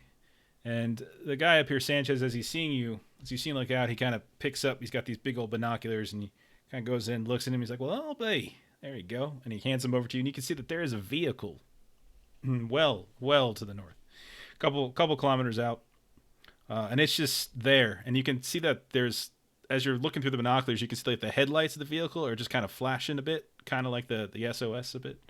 Mm-hmm. Yeah, and you can look at it, and it's just sort of covered in dust. Somebody should probably go out there and help that truck over there. Wait, what? I'm not saying we have to. I'm just saying somebody should go help that truck over there. There's a truck over there, and I'll pass the binoculars over to Biggie. Oh. Wait, is that sinking like they said we'd do if we went out there? So you look up. So when you look out there and she points it to you, I'll go ahead and ping it on the map. It's kind of like about where I just pinged it, which is like right on the border between like Sector 31 and Sector 27. It doesn't seem to be sinking. It just seems to be just sort of coated and covered in sort of silt as you kind of click in, and you kind of do your full zoom, and that's what like allows you to see it. It's got to be at least 7-8 kilometers north of here. You have a pretty high vantage point. You can kind of see the dust clouds are gone, so it's a lot easier to see at this point. What that panic? Yeah, I am deleting that roll, by the way, because I can't stand the flashing thing. The flashing. Oh, it's so frustrating. Like, I love everything about it, but I hate the flashing thing. Roll that stress, by the way, Melissa. What's Keeping it together Keeping still. it together. Okay. But yeah, I mean, he just shrugs and he's like, he starts thinking about it. He's like, oh, that's right. That's them surveyor guys came out here yesterday. That's right. Well, that ain't good. That ain't good at all. Well, now that you got your get up set up, then you can hit up the colony, right? Yeah. Go ahead and call him. No problem. I mean, no one goes up there anyway, man. That's a bunch of dead area up there. So, all right. Well, thank you. He kind of just sort of claps you on the shoulder. Thank you. And he slowly grabs his binoculars back at this point. And he's like, and he starts climbing down the ladder. So what do y'all want to do? Good day, Sanchez. What do y'all feel like doing? Hey, Captain Frenchie. Yeah, Eugene? We saw something up there. We saw some sort of other truck about, somewhere to the northeast, southwest, northeast. Okay. Yeah, they're stuck. Did you see some of those critters over there? I don't know. Mel, you were the one that saw it, right? Clover did not see any Oh, other it's- movement by the truck. I was reading that wrong. Clover. It's like, who's Mel? Looking at the Zoom. I don't know. I'll turn to Frenchie. I'll say it's your call. You're driving. Yeah. If someone's stuck out there, I think we kind of, if they're calling SOS, we kind of got to, don't we, Captain? Marshal, ain't there some regulation about that? S3 sub-regulation 245 does obligate us to an extent. I better not get us killed. I hope not. Subsection. Hey, look at this. We helped them fish their truck out of the sand over there. We delivered this stuff. We helped them fix their satellite dish. All bargaining chips, maybe to up our share. Good point. All right, let's head. What is it? Northeast? What'd you say, friend? Or Eugene? Yeah. Yeah, it's northeast or is that just northeast? I don't know. It's kind of, a little. So, Yeah. well, first off, if we're going to take this truck out here, I guess I would ask the person we were talking to out here who warned us about going on certain areas. Like, is that section? Are we going to be able to take this truck out there to pull them out? Yeah. It's just don't go too far east of there. Okay. Let's go ahead and unload all this. That way, we'll be a little bit lighter. If we got Wait, Leave this unload- here? The cargo here? Wait, unload all. This what? is where we're supposed to take the cargo, isn't it? No. No, we can't. Oh, leave we it got to have take the cargo coordinates. further. Oh, that's my bad then. Yeah, there should be. I think there's a Okay. little thing out there. Yeah. Yep, I see it. Yeah. Do we have a safe path to drive this truck over there? I mean, he points or she points, I should say. She points as long as you stay, and she kind of points at the different kind of ground, and she'll walk you over east, and then she'll walk you over west. If you stay on this kind of ground, you're probably fine. If you go on that kind of ground, I mean, good luck. Shit. All right. Well, I would vote take the cargo, get it delivered on the way back, pull them out. Yeah. Unless it's some kind of medical emergency, then we need to get over there now. Eugene, or Clover, what did you see? What kind of situation are they in? Somebody calling an SOS. So I don't know if that's SOS when you've got time or SOS first. No, usually that's pretty urgent. Yeah. Let's swing by there, French. Let's go take a look. All right. Okay. All right. So you hop on the truck. You start heading away from the monitoring station. Both of them start to kind of wave at you as you pass, and thanking you as you go. Oops. There you go. And as you start rolling up, you can notice a few different things. You notice that there's a lot of those little fluted pillars here and there, but you also notice there's a lot of these little puddles, these little you see like a little tiny little spurt of water kind of kicking up, and then a bit of like steam just sort of moving up in the air. And you start like taking it on the safe. You're doing your best to kind of take it on the safe paths and whatnot. And as you're moving, you're kind of like it's getting actually kind of tight. You're trying to be a little bit careful back. Go ahead and roll a little piloting test for us, really quick. Yeah. This is like you're driving like a big old 18-wheeler and you're trying to navigate on a tiny little path. Okay. You are doing a hell of a job. Okay. You are basically like threading a needle, kind of just weaving in between these little springs. Okay. You got stress, so I guess roll stress. Yeah. Okay.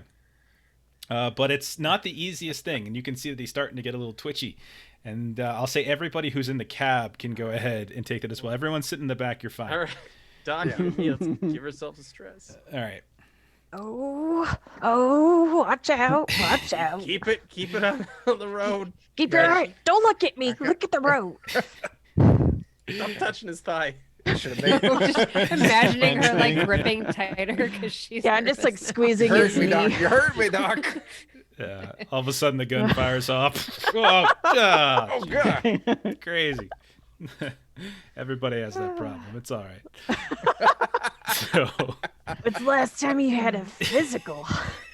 I haven't had those parts checked in a while, Doc. Go Well, on. when we get back, I promise I'll check you out. All right. so eventually, you get to the point where you see probably about 20, 30 yards in front of you. There's this vehicle. The flashing lights have kind of really started to fade at this point. You can see it's covered in dust, absolutely covered in dust, kind of blocking you a little bit. So you kind of need to sort of push it out of the way or something. It's very small. It's like kind of this, it's probably enough for like maybe 3 or 4 folks at most. It's not like your big old truck, nothing attached to it. But yeah, it's just you can see it's just completely covered, other than a little bit of like the front kind of the headlight area and a couple spaces on the very top of the cab. But most of it's just sort of covered in dust. Do we have a winch on the front of this truck? That's a good question. No, you do not. Shit. All right. Can we see the people who were in this thing? Are they standing outside? Or are You they do in not it? see anybody standing outside. Obviously, go ahead and roll an observation test. Yes. Nope. Yeah, you don't see anybody. Captain, I'm just going to put it down here. We should send Marshal out there. Not a bad idea. Hey, Marshall! Marshall, Yeah, you got that shotgun? of course I do. Let's go take a look. And I'll draw my laser pistol, and I'll go with him. Okay. So the two of you go ahead and you hop out. You got your guns drawn at this point. You start meandering close over to the other cab.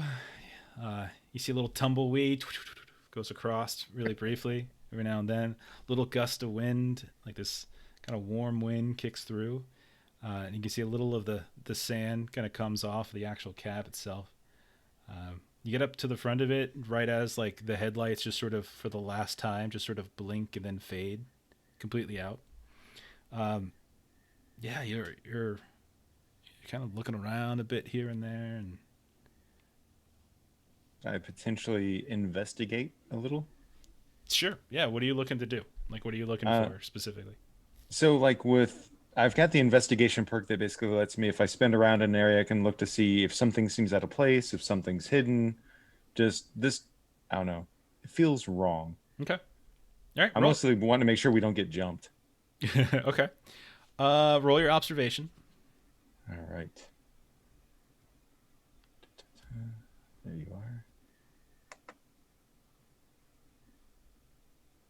Okay. So I got to answer truthfully, but I am allowed to give vague or incomplete information. What happened here? Is there anything hidden here? And if so, where? Are there any details here that are out of place? Something that's out of the ordinary. As you get a little closer, you notice that some of the sand settled on top of the windshield kind of kicks away, and you notice that there is a fairly large hole in the actual windshield itself that a kind of a chunk of the sediment was covering, and it sort of radiates outward a little bit, and as the wind kind of keeps going, keeps kicking off to the side.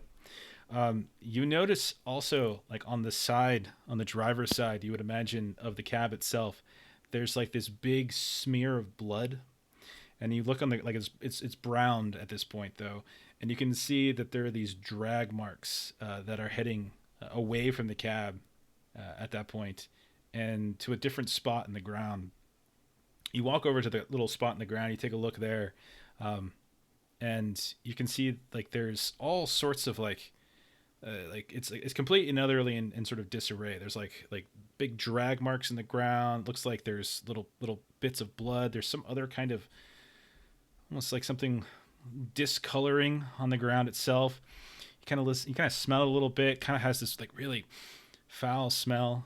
Like you're a little bit near the water at this point, and there's like almost like a sulfuric acidic kind of odor the closer you get. And as you do so, the geyser just kind of pops out and kind of sprays you and Bud a little bit. You can see that your packs or your clothes, there's a little bit of a singe, but it goes away pretty quickly. It's not like it's super dangerous. But if it would have hit you, if it would have hit Bud on his face or something like that, it might have just burned for a little bit. You can when you're looking around, you can tell that like this, you're right, something attacked somebody outside of the cab. Looked like they tried to get back to the cab, but then were dragged away from it. All right. I think they told us those weird critters like to hang around these sort of areas. I think we need to get moving. Yeah, I think you're right, Marshall. Let's go back to the truck. So you start to back away a bit, and that's when, Marshall, you notice a hand kind of reach out and just smack against the inside of the windshield. And you can see like a face just suddenly like press against it as well, and sees you all, and like has this like really like concerned look on his face, and he kind of points over in the direction of one of the pools. And when you look over, Marshall, you can see like starting to emerge from the pool these huge pincers, and then following it is this like scorpionid creature that starts to crawl out.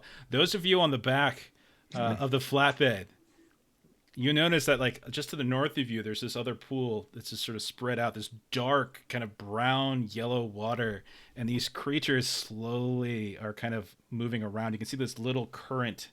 And let's go ahead and bust into initiative at this point. It sounds delightful. Delightful. Oh dear. Sounds the best. You guys could have left them. It's totally fine. All right, so Yeah, it's we totally but- fine with you guys leaving them. Oh boy. But then they'd be left for dead. That's true. Oh, that's such a good game. That's such a good game. And there's two Yeah. of them. Left for Dead 2. Gosh, oh my gosh, it All doesn't right. stop. So let me. I'll go ahead and make. Frenchie, run this thing over. Thinking about it. All right, so you should be able to see the road map now. Ooh. Mm, Okay, yeah. and so I Ooh, think very nice. let's place folks here. I think we're gonna have. Where did you get these assets from? This is Gnome Factory and a little of Kaora. They're both folks that I've backed on Patreon from time to time. I have to shoot the links after. Yeah, absolutely. So I'm gonna go ahead and put the map on screen in a second. Nope, I'm sorry. That should be Bud there. Yeah, it's And then it's me over there. okay. So then I'll go ahead and make these a little bit more visible. And then you can see Oh boy. yeah. Okay. So then I'll go ahead and assign you all your where's my deck? There it is. All right. So shuffle up, And then all of you are going to get... So Adam, Chuck, Jen, Jeremy, Matt. All of you should be getting a card right about now, so keep an eye out for it. I got 2. I had one previously also. All right, let me The take deck them may not have been full. all back. Do you have anything? Does anybody have any cards? No. All Not gone now. anymore. All right. Got one. You got one? Yeah. Jeremy, quit breaking everything. That's what I do, man. I got gremlins. Do you still have one? No, not anymore. Okay, so I'm going to deal it now. All right. Got gremlins. All right. Let's go ahead and deal that out. All right, so you should be getting it now. Let's go ahead and take a look. Switch us over to the combat map.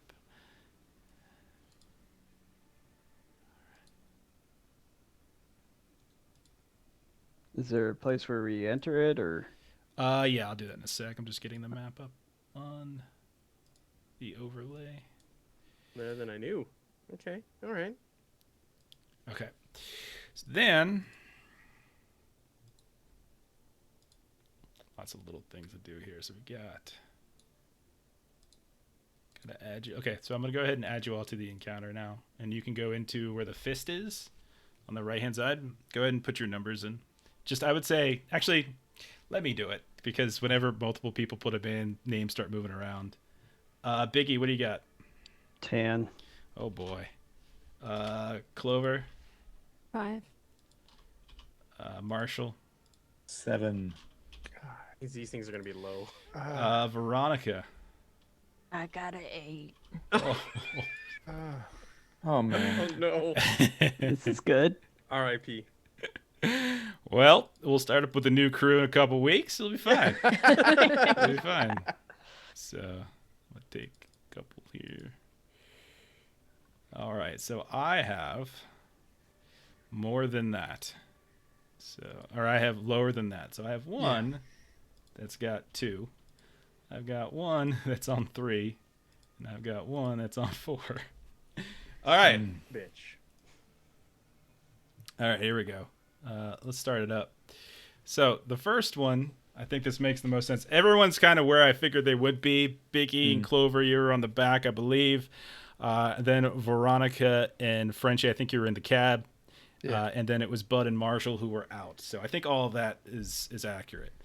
Yep. So I think what's going to happen is this first one here is just going to go ahead and maneuver up here. Oops, sorry. I should have done that instead. That's weird. I accidentally moved the thingamajig. There we go. It's going to move her up towards Bud. Bud's the closest. And it's going to go ahead and roll an attack. These, I'm going to go ahead and have these roll, because these they're just like xenomorphs in that they have their own tables, their own attack tables. Oh. So, good times. So, here's the attack.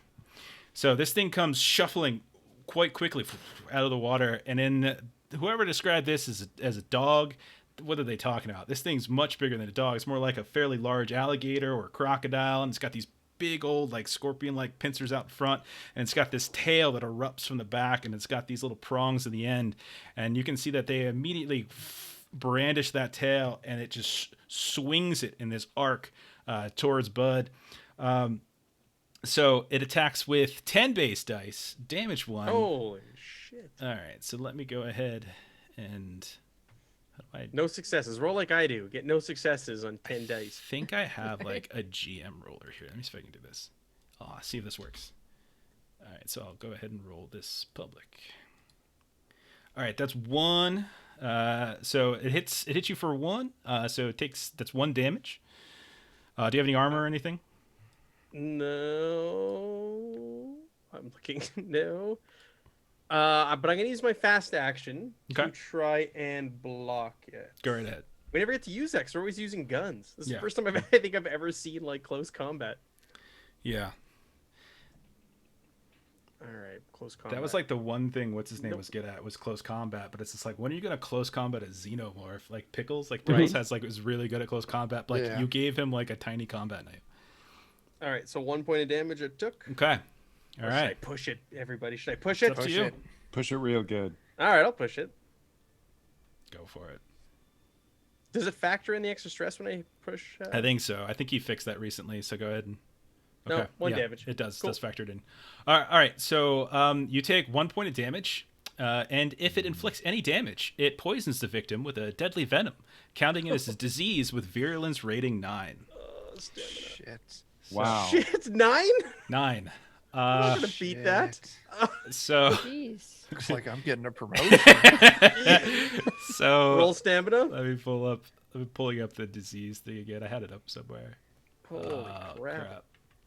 I thought I put the disease stuff up here. One sec. So we got to do. So it's rating of 9. Do you remember how diseases work, Matt? You're Mr. Freely. Yeah, You know how it's this a works. rating of 9, and I have to roll against that. I don't think I you thought I roll had- 9 dice for some reason. Yeah, I'm bringing it up. I think it's just I need to get 9 or more to beat it. I think. What? That's insane. I don't know. Maybe roll 9 dice. I have to look it up all the time because it comes up so Yeah, rarely. I'm looking. I It's know. the poison rules. Let I me. thought I had it up. It's disease. Page 109. It's page 109. I'm bringing it up. Yeah. I thought I had a disease thing, but I guess not. All right. So when exposed to a both stamina, dangerous anyway. contagion or infection, you need to roll an opposed roll for stamina against the virulence rating of the disease.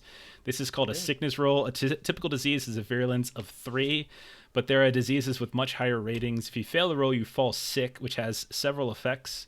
1 shift after infection, the disease breaks out, at which time you suffer 1 point of damage. Yeah. You can't recover your health while sick. You make another sickness roll at the start of each shift, etc., I etc. think I just have to beat a 9. I think So, I don't. I Need think to you're roll right. 9 dice. Yeah. So go ahead and It's roll. brutal. No, one success. Okay. All right. So you are affected by this. You are sick. Okay. Doc can't even heal it unless she can roll medical higher than the rating of the disease. I know. It's a shame. You guys, I like how you guys are like, it's like, yeah, let's just go get a little side cast. You're like, I don't know if you want to do that. Like, nah, we got this. I love it. I mean, Okay. I don't want to say I told you so. Marshall was the only one. Okay. The one back here that's swimming around is gonna go ahead and they're gonna move and climb up onto this with you two. Can't do anything. That's its entire turn. I think then the one over here is gonna look for where it could go. Okay, I think I'm gonna 50-50 it. It might go to Marshall if it's 1 to 3, or it'll climb up on the back. Yeah, it's gonna run over towards Yes. Marshall. All right, Marshall. So this one's gonna run up to you, and it will also go ahead and make an attack on you. I think I probably want to try and avoid being hit. Okay. So you're gonna be defending. At least you Okay. can't be Okay. diseased. Yeah, it's true, but I probably still would just prefer not to be hit. So Yeah, is but- that a close combat Sorry. check? Yeah, but let me roll. Or I have to wait until after it? Yeah, let me see what I get because the thing's not rolling properly. There it goes. Okay, so go ahead and so I got to roll 10 base dice right here. Okay, so this one's coming at you with its pincers. A little different, Oh, different thing. good. That's 1 success. So go ahead and roll your close combat to defend. Okay. And so you do manage to parry away its attacks with its pincers. So you're okay. You're okay. Unlike your captain. I'm sorry. And do these Slowly things dying look- next to you. I'm sorry. Unlike your former captain. Yeah.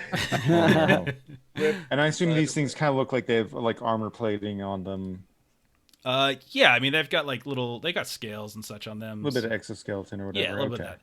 All right, Clover, it is your turn. You've got this little scorpion thingy has climbed up onto the bed with you and Big E. What do you want to do? Oh my god. So I want to, as a fast action, retreat so that I can shoot at it with a ranged weapon. I Okay. believe that's what I would like to do. So you got to roll mobility. Okay. If you fail, it takes an attack on you. I need to roll well then. Okay, yeah, you're fine. So we'll say you can either stay on the flatbed and just move to the end, or you can hop off, whichever you prefer. Sorry, what were the options? I want to Move to the back of the flatbed or hop off. I'll move to the back. Okay. All right. So go ahead. You should be able to control. Yeah. I will hop off because I want to be able to shoot. Not be shooting at my crewmate when I'm trying to shoot it. Okay. Okay. Now, can I shoot as my slow action, or do I need to like load or do something else?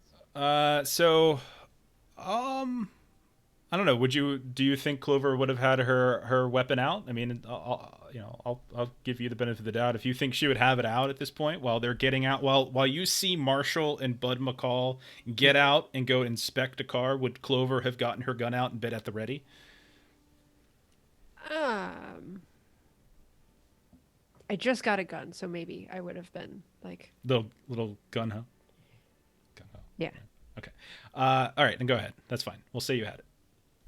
All right. No successes. Okay. You want to push? Sure. Got a success. Okay. So then there's okay.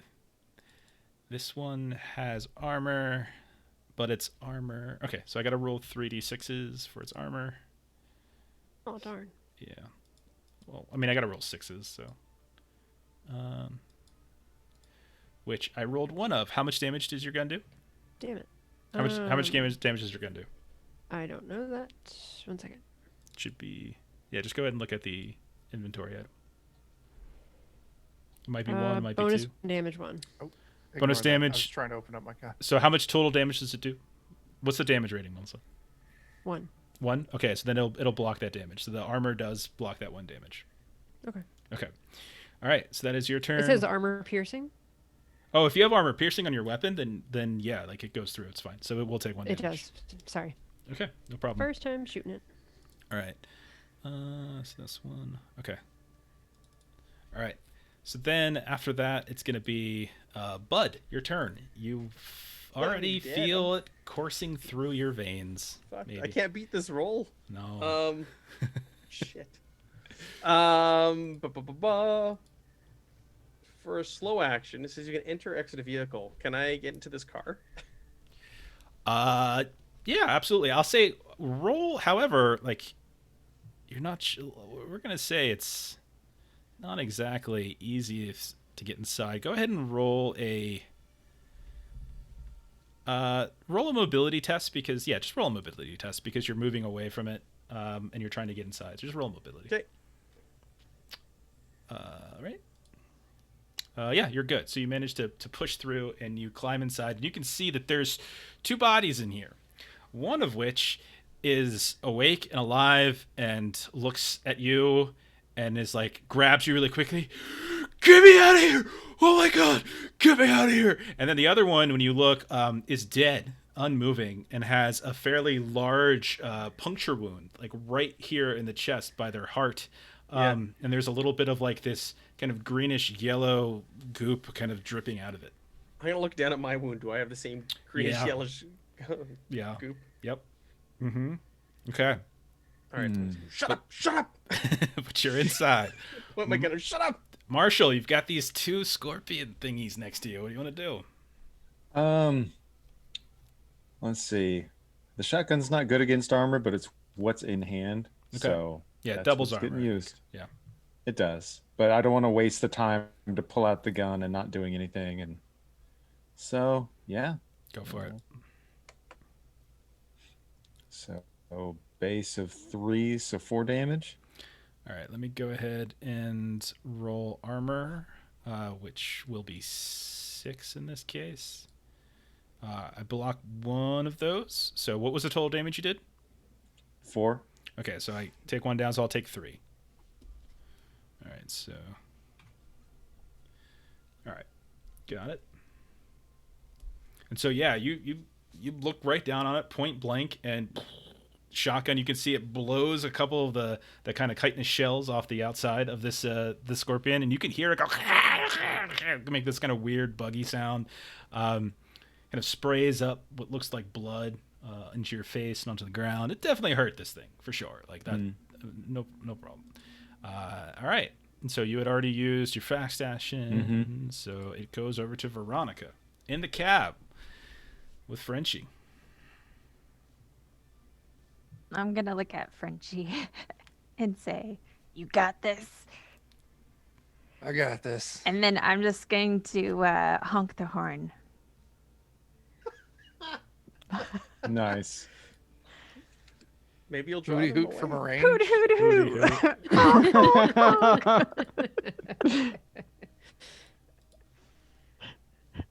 That's Sorry. it. That's all I'm doing. I'm Okay. not getting out. Yeah, Crazy. I don't blame you. I'm the medic. Out of combat. Fix Adams a little bit there. Okay, so you honk the horn a bit. In the most strangely coincidental thing, you can hear the horn when it's honked. It goes hooty hoo. It's like the weirdest, most vanity horn you've ever heard honked before in your life, but nonetheless, it does. Did you hear that? Frenchie, it's your turn. The one that's on Marshall. Yeah, I want to hit it with the truck. absolutely. Go ahead and make a drive test, or a piloting test, I should say. Oh, you dislike Marshall, so you don't mind if you hit him. Well, he's the only one I got a clear shot on right now. It's nothing personal, Marshall. Hold on, Biggie. Wow. All right. That's All a right, success. that's my pilot. Yeah. Okay, here's what I want. I want Big E to go ahead and make a mobility test, and I want Fun. Marshall to make a mobility test, and I'm gonna have it also make a mobility test. Oh This is boy. perfect. And I'm gonna say for Marshall and for the Scorpionid, they both have to. You have to do at least 2 successes to be able to dodge out of the way of this oncoming truck. Oh, All right. Marshall. Ooh. I failed. Wow. I failed. Bionic man. And Marshall, you're Wow. able to dive out of the way. How did you do there, Big E? I got a success. Okay. You're different. I just wanted to see if you could hang on as that was moving suddenly. And so you Eugene is rather different. you grab on to the sort of the railing of the flatbed here, and you manage to sort of shake a bit. But this truck ambles forward, and it manages to run over top of this Scorpion. Roll 10d6s, Chuck, for damage. I'm just sort of thing. making this up as I go, and see what happens. Let me see if I can move this thing.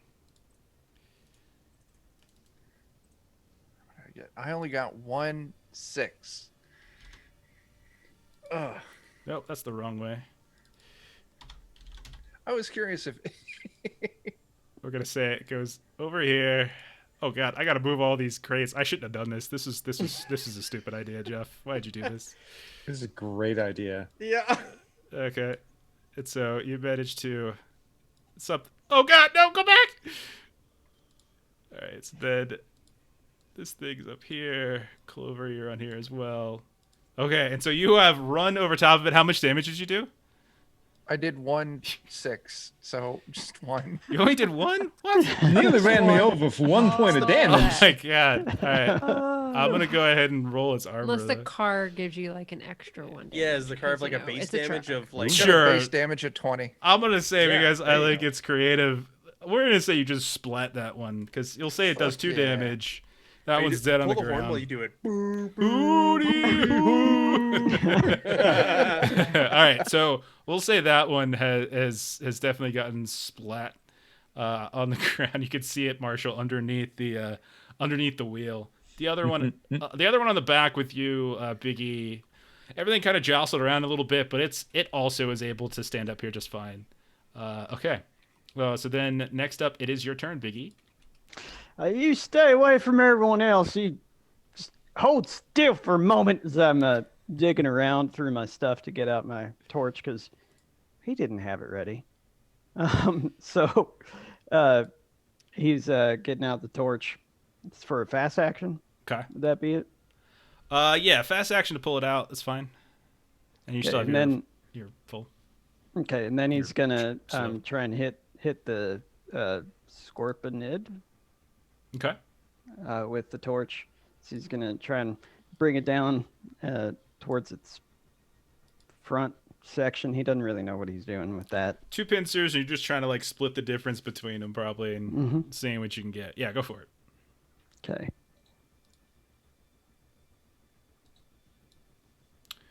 Okay, so it's one. That's one's correct. Do you want to push?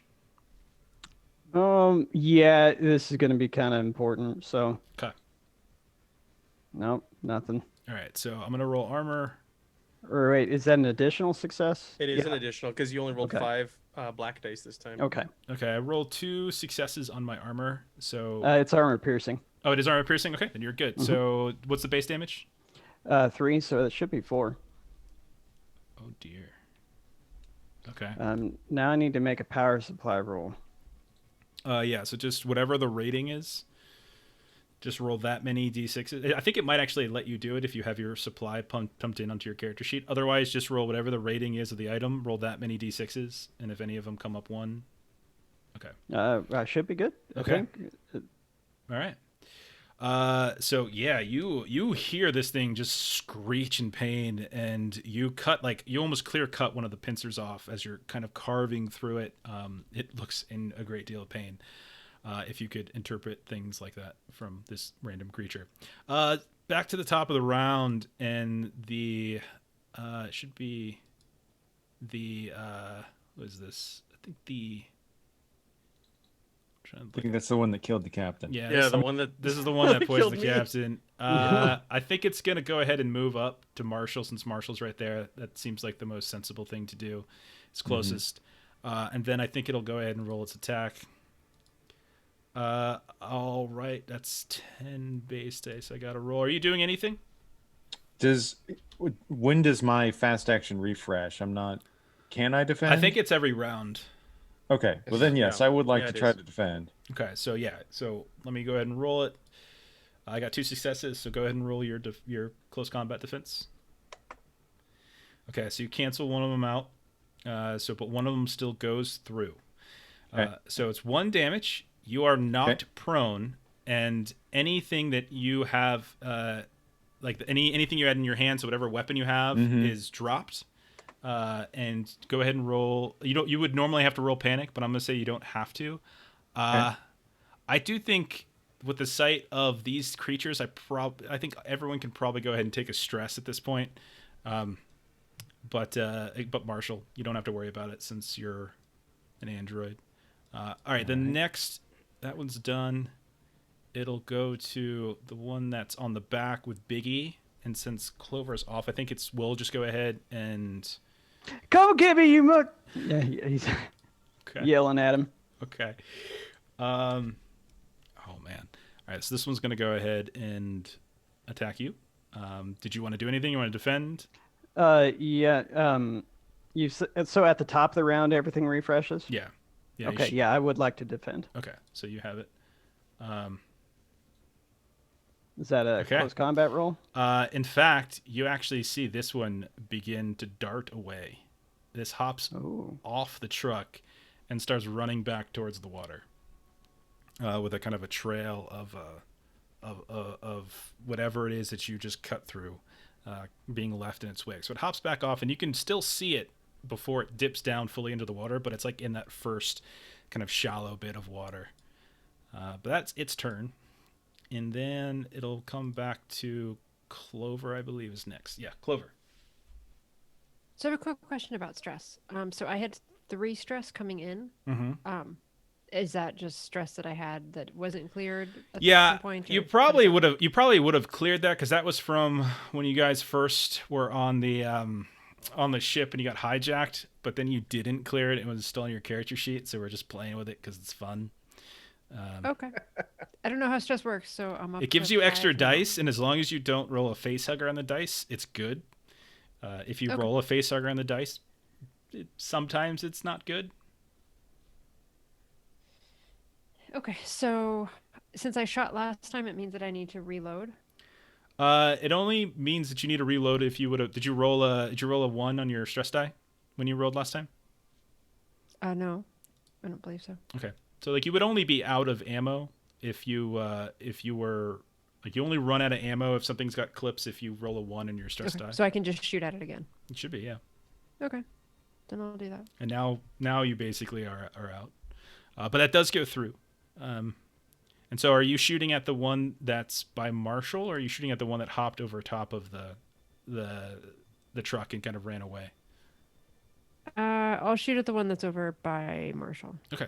All right. So let me roll its armor then. Let's see And what this is armor piercing. Oh, it is? Okay, then yeah, I won't bother rolling Yeah. the armor. Okay. And then I'm gonna roll stress, nervous twitch. Okay, so So is that just big E? I would say big E for sure, since you're not inside. I think the two people who are inside aren't necessarily hearing everything out here, so I'll say that you all are probably okay.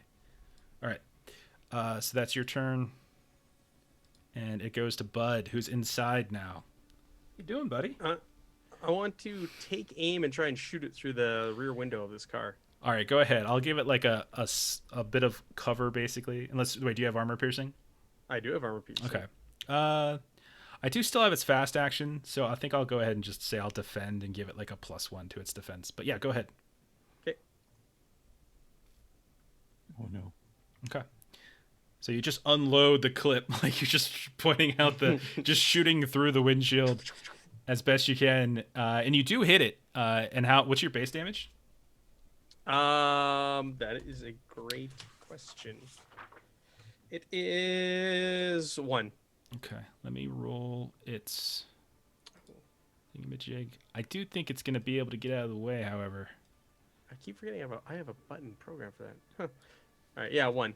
Yeah, I rolled 3 on my defense, 3 successes on my defense, so it's going to tuck down by the hubcap of the car. Your bullets are going to kind of fly over top of it and embed into the windshield. And Veronica and Frenchie, who are right there, you can see as like bullets start just plastering the front of the truck that you're currently in, and you quickly duck down. All right. I rolled nervous twitch for my everyone's- panic roll. Everyone's getting nervous twitches. This is great. Yeah. So is anybody else affected by it? Do they see me as I start unloading through the... I think But the person in the car with you. I think the person in the car with you is probably going crazy. Clover, probably you have a good sight of this, so go ahead and take a stress cover, and then it'll be Marshall's turn. All right, so you said the shotgun got knocked out of my hand. It's on the ground, yeah. Would that normally be like a fast action to pick it up? Then I assume. Let me double check that. So to pick up an item is a fast action. Yeah. Okay, so I don't have a fast action. Okay. I don't know if I can shoot from the hip with the pistol or not. If not, I'll do something else. I mean, you could burn your slow action to pick up your shotgun if you want. Like I don't think you can be able to shoot though. You could try to. Are you talking about if you could just with your gun, just like getting your gun ready and shooting? Yeah. Yeah, go ahead. Man, I'm glad if it's at a penalty or. I'll like say that. we'll say -2 as you're like quickly just trying to like just turn it on the belt, not even pulling it out of the holster. All right, done. -2, and then switch over to the inventory. Okay. All right, so it's base 2. It doesn't double armor at least. Okay. Is it piercing? The It's revolver. not piercing. All right. So I will. So it'd be 3. All right. I'll roll it, and 0 on my armor, and this thing is dead. And so you shoot it square in what you presume to be its face, and then there's just a small explosion of these little scales and blood, and it just deflates down onto the ground with like a little sigh and a hiss. But it is dead. Down, boy. All right. So let's see. 1, 2. Okay. All right. So then Veronica and Frenchie, you're inside. What do you want to do?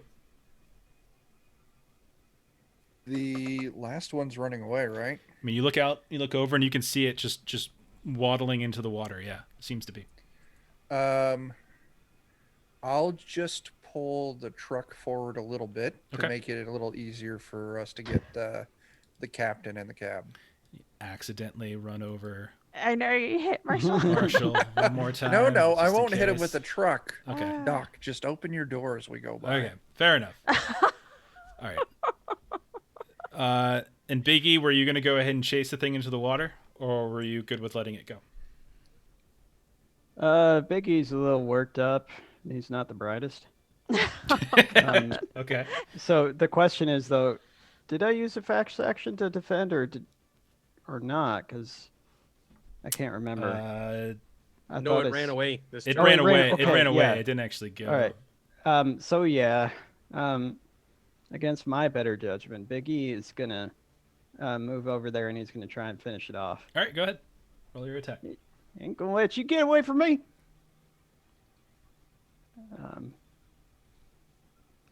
Okay. Uh-oh. What'd you do? That's a miss, and you roll. So go ahead and roll your roll stress. Yeah. Let's see here. So just Oh yeah, you're keeping fine. it together. Okay, Yeah. you're fine.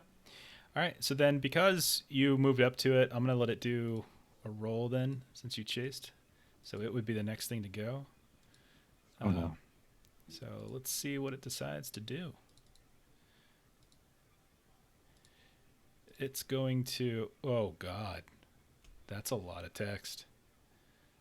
So it turns to you as you're chasing after it, and these enormous claws, which are quivering with the anticipation of a quick strike with its huge tail. So I roll for the attack with 8 base dice. Oh, thanks, Brendan. I got an Thanks, emote. Brandon. I don't. What the hell? Couple gift subs in there too.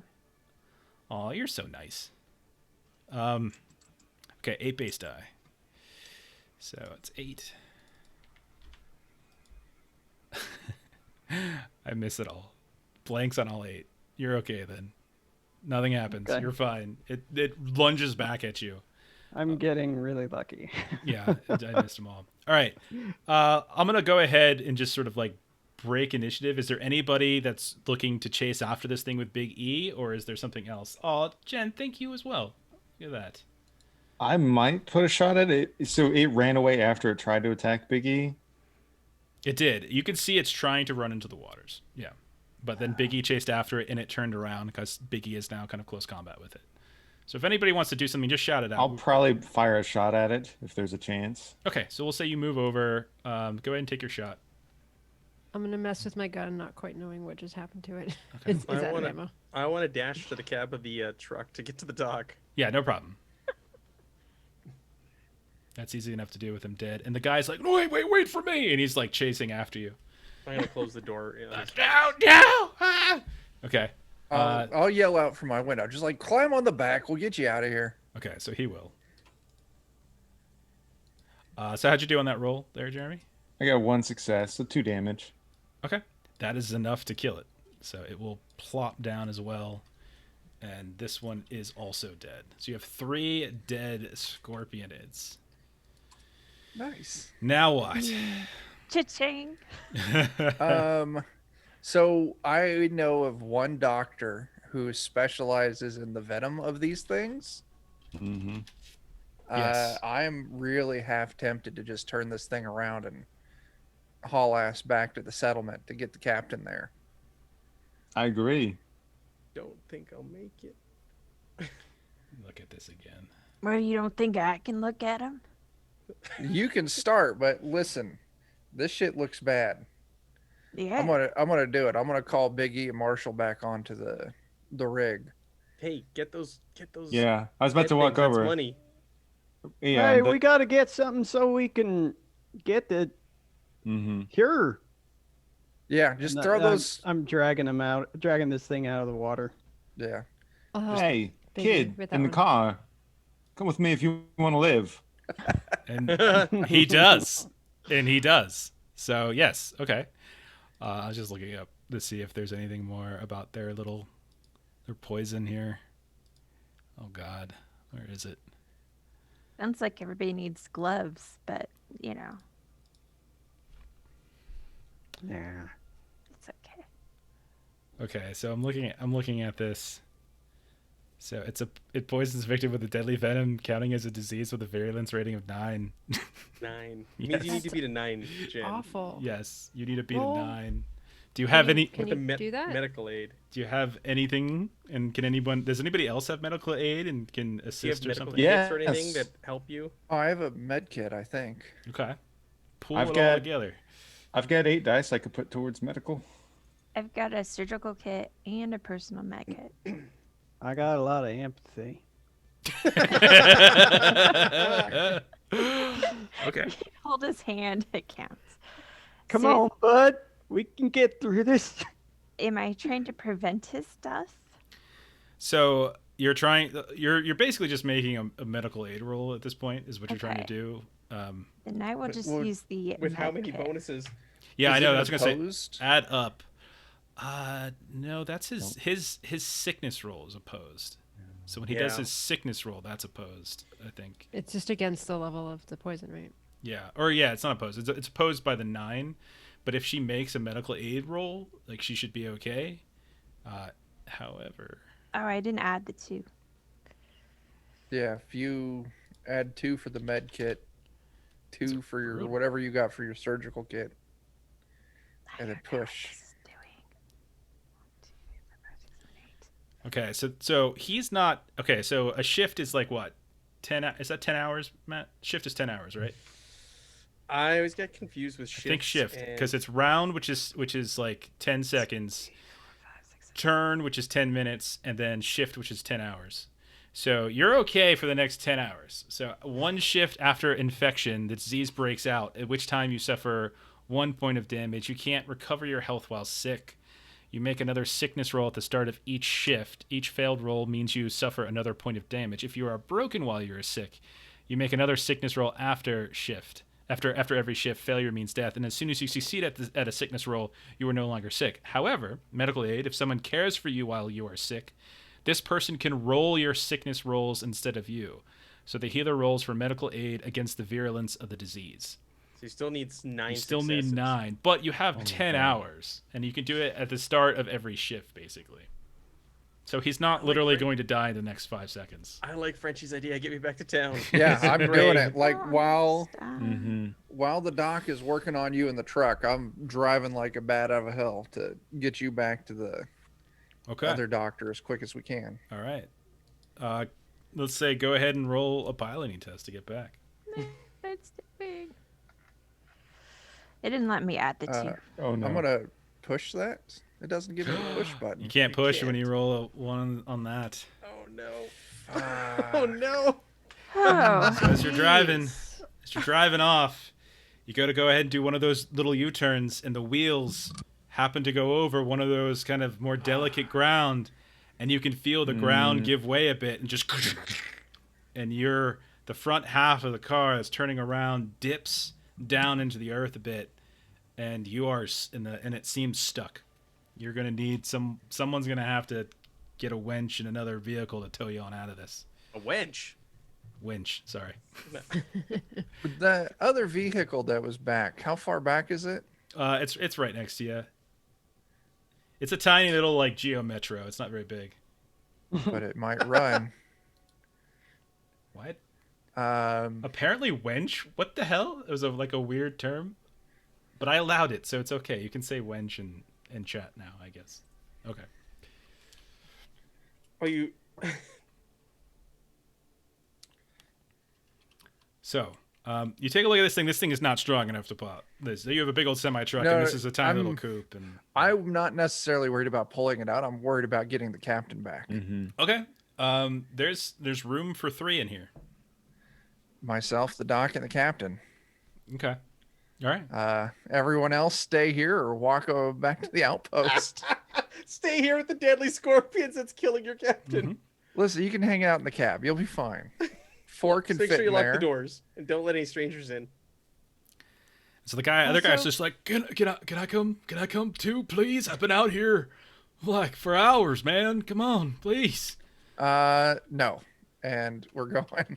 And so the 3 of you are gone, and so it's now Marshall, Big E, Clover, and this other guy. And my sheet is blinking at me that I'm panicked. What did you roll? I think that just came probably from my last stress Oh, roll, and I yeah. just didn't notice it because I wasn't on the front. I Yeah. think you need to make your panic roll though, right? Or Mine's flashing it also. I think you just have to kind of turn it off. Just right once your click on it panic and is then you can over. turn it off. I think Mhm. it's just to let you know that you're panic. Like we're good. We're out of combat now, so like I'm not too concerned with okay. it. Okay, you still have these crates here that are right next to you, and they're really apparently they're worth something like 65,000 credits. Like you I look over at the person that we just ran into. She's like, "How you doing?" we're gonna die. We're just gonna die. They just left us. Why the hell they just leave us like that? Oh, they'll be back. It's well, nah. Hey, These things come Hey. out at night and everything, man. okay, well, it's not night now, is it? It's gonna be. It's It's- gonna be okay, but we'll be in the cab of this truck. Is there enough room for everybody to fit in the cab? Sure. Uncomfortably. You can fit 4 uncomfortably. So, look, you got company now. Okay. Okay. Okay. I spent the last several hours in a different cab, and then they went and took my car. They didn't even asked me if they could take it. They just took it. Well, let me put it to you this I way. mean, I didn't even know it was working. I think maybe Jeff forgot that it was actually broken down on the side of the road. Probably shouldn't allow this. You guys look No. off in the distance, by the way, and suddenly the car veers off the side of the road. It's battery dead. It only gets you like half a kilometer, and you can see. Yeah, I totally forgot about that, but I remember now. Damn it! And so it only gets you a little bit of the ways. You know, Jeff works in mysterious ways. It's true. See, I So- told you if it was working, I would have drove it back. Damn it! Now, you got company now, and so at least it'll be a little bit better while we wait. They ain't gonna leave us out here. I think they were trying to. No, Clovers. they're trying. They're trying to take care of Bud, because Okay. Bud gets poisoned. Oh, he dead. Yeah, that surveying fella that got bit, he dead now. Yeah. I know. Well- No disrespect. That's why they taken that one of them tails back to that one doctor. That's not a person doctor, not a plant doctor, but it's a viral doctor. All right. If you say they're coming back, they're coming back. It's fine. Yeah, I don't know what viruses have to do with feet, but whatever. But So were you one of the surveyors? No. I'm just going with him. I work at the water plant. And you just wanted to take a scenic route? No, we're planning out which way the pipes are gonna come. That's all. Oh, okay. So you were surveying. I wasn't surveying. I was just with them because I'm one of the water guys. what's your name? Harwood. All right, Harwood. Name is Eugene Ellsworth. Okay. You can call me Big E. If you say so, I will. Big E. Okay. So I'll say that you hustle back and you realize the battery in the car is probably dead, and so Frenchie would probably just rip the battery out of the truck. Yeah. And so you'll make it work, and you can go ahead and get back on your way. But it delays you for maybe like half an hour, and then you're off. Okay. Okay. What do the rest of you want to do? Just gonna linger here? Guarding all of this valuable cargo. Looking around to see if there's anything we can use to try and leverage like that corner of the vehicle that's stuck, or I don't know. We don't have the equipment we need to get it pulled out. I can tell you right now, we start trying to do something about this without that winch, then it's just going to make it worse. You're the expert. Unfortunately, I think this is going to further decrease how much we're going to get paid for this job because now we broke their truck. Yeah, but thing is, they're sending stuff out here before. You remember what we heard in the bar? and some people ain't coming back. Hey, Hargrove, Harwood. Harwood, Yeah. did you see some other people come out here with some crates that are looking like this at any point in time? Oh man, I don't know nothing about that. Okay. He just really starts to look away and gets super shifty all of a sudden. No, I don't know Oh. nothing about that. Okay. Well, your secret's safe with us, but you got to tell us first. But I don't know nothing about that. Hey, well, I know- mean, I tend to look at the ground all the time when I'm telling the truth. Everybody has to tell when they lie. I'm really good at picking up tells. Listen, Harlan. Harwood. And the name's Harwood, damn it. I'm not calling you Big JJ. I'm calling you Big A. All right, Harwood. Thank you. I know that there's some weirdness going on back there. Folks is acting real weird, but we ain't the weird ones. So you ain't got to worry about us getting all weird. No, Okay? I don't got to worry about you getting weird. No, not at all. So you can trust us. Okay.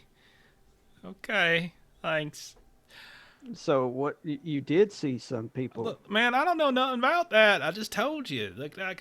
They just some Hey. people go through here with stuff. They don't Everybody's take it. acting- I'm just saying they don't take it to the water plant. That's the only thing up this way. Clearly it's going somewhere else. I don't need to know where it's going, why it's going there, or whatever the hell it is that's going there. Right. I don't want to know. Okay, so now we've established that it's happening. Do you ever see them coming back? Maybe. Yeah, probably. I don't know. I mean, we see empty trucks and stuff. It's not like we lose trucks all the time, left and right. Someone drives the damn truck back, so I assume it's them. All right. Well, so we got to do something that, you're not going to see, you're not going to hear about, you're not going to talk about. I understand. So you just hang out with us and everybody be okay. Nobody will know that you saw this. Nobody will know that you done nothing while you spent, a couple days out here just looking at the ground like you always do. All right. All right, so we'll keep your secrets, you keep ours, and just try and keep our heads. We'll survive through this, okay? All right. All right, so you guys are driving away in your little car. You can see as you're right around when you're passing the monitoring station, you're just blowing past it. You can see the sun starting to go down. Like this big old blue sun just starts to, and it gets super dark. And you're just driving in the dark the rest of the way. Frenchie, roll up piloting test. You're in the dark now. It's super hard to see. You don't know where you're going. There's no real drive. Those high beams. Got them high beams Those up. high beams. Yeah. Okay. It's All a right. bumpy ass ride, but you do eventually get back to the colony, and you kind of go spearing in. Now, a couple hours later, for those of you that are hiding in the semi truck, How dark is it out here? very. Is it pitch black?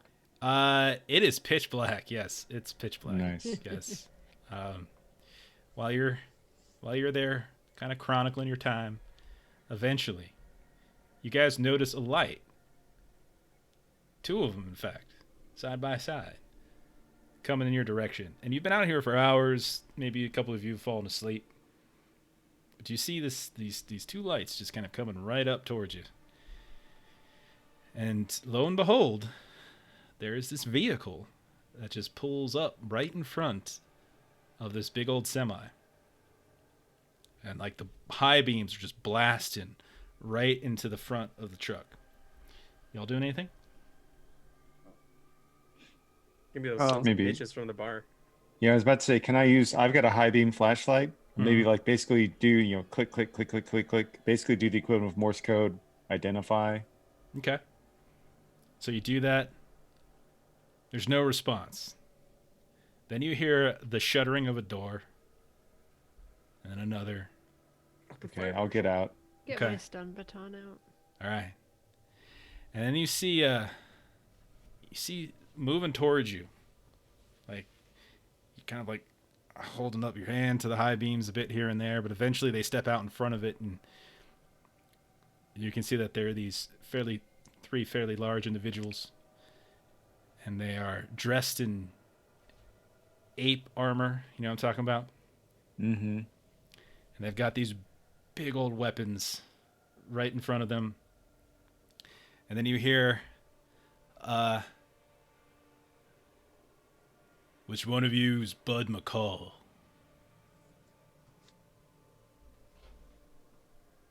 Bud's poisoned. Who are you? Not important who I am. What do you mean he's poisoned? Is he in there? No. Who are you? I just said, it don't matter who I am. Well, if you're somebody that he would know, that might change things. And you see, like, you suddenly hear, like, footsteps, and you look, and then there's, like, two other figures that have flanking around the side of you. You look over, and you see, like, these guys in, like, these big old ape suits. Start moving around, and you see one of them starts to climb up into the back of the flatbed. Oh, hey, hold on there, partner. No, I don't think he will. And you see that one of them just kind of holds the gun up at you all, and then like the other two that are standing next to him will as well. So there's like three of them now right in front of Marshal. Each one of them got their guns raised. Two of them are in the back. One of them climbs up onto the flatbed. What are you doing? Clover, Biggie, are you still inside the truck? Nah. You hopped out? Mm-hmm. I'm I assuming hopped everything. out with him, though. I'm not on the side. Okay. You see Harwood's like, I ain't going out there. He's like kind of hiding Mhm. in the bed. What are you doing, Marshal? Do these guys have anything on them that would identify them as being related to the company that hired Bud to do this? You know these outfits. Like you probably would. Marshal of all people probably are aware of who these folks are. These are like sort of special guard forces type that work for the company. Mm-hmm. You can't see their faces. They got these masks Right. over their faces, these little bright eyes. They're carrying these big old weapons. Like, so ain't no Bud, huh? Hey, we're doing a job for the company. Mm-hmm. If you're the right people, great. If you're not, we have obligations. Who are you again? Name, rank, etc. No rank anymore. Name's Marshal. I work for Bud. You see, he kind of turns off to the side. He makes a little nod. And one of them steps forward. All right, we'll just see about that real quick. Just hold still. This won't hurt a bit. And you can see the other guy who steps up towards you has some kind of scanner. And he's like trying to hold it up to your face. I'll comply because I don't want to risk like gunfire breaking out. He holds it up. You can feel like there's a light that goes, and some kind of output comes up. The guy's like, "I'll be damned. Get a load of this." He kind of shows it over, and they kind of get a good chuckle. I heard they had one of them on there. He must got a death wish or something. All right. And he turns over to Big E, and he kind of walks over with this like little scanner. Big E, do you do anything? What you doing?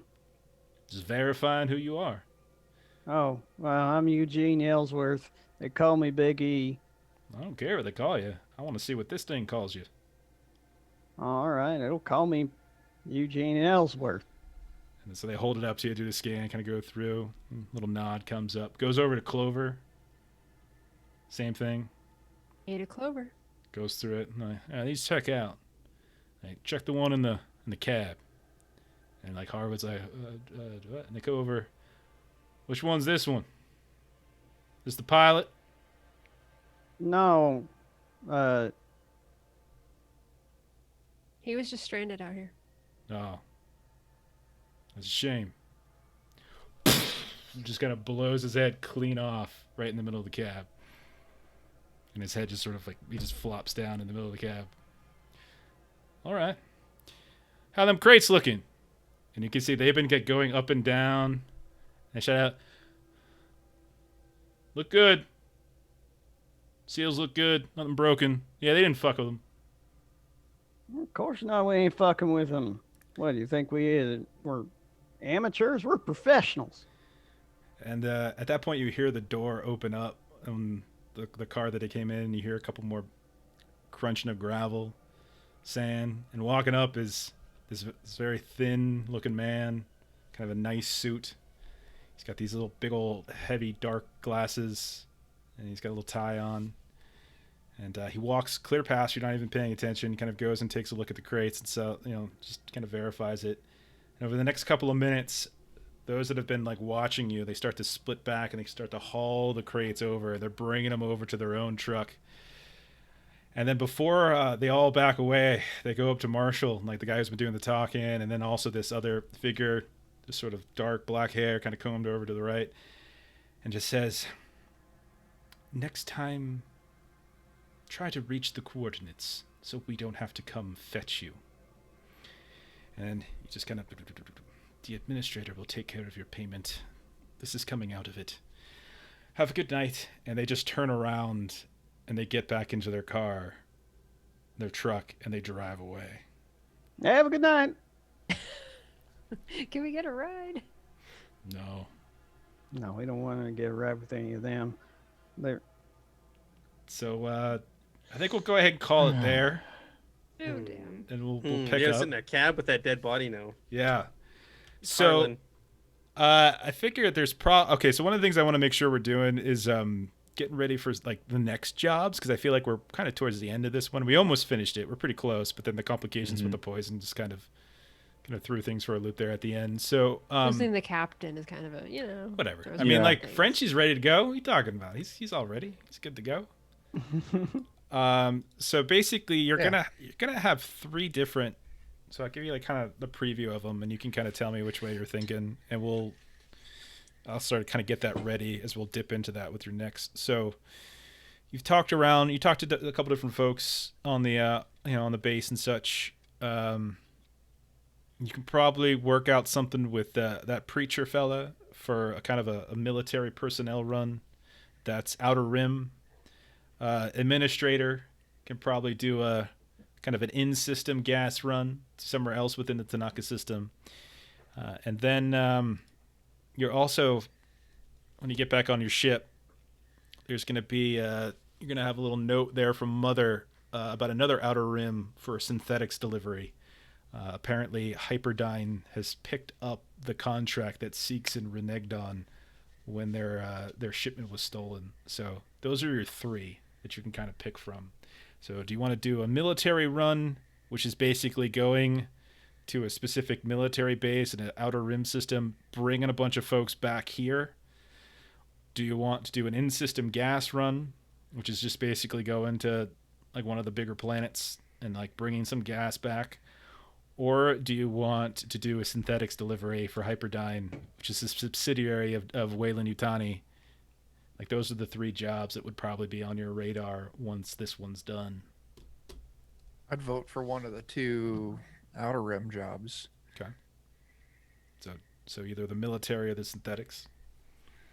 I already know one synthetic that, causes me enough agitation, so I'd vote for the military run. Okay. Any other votes? I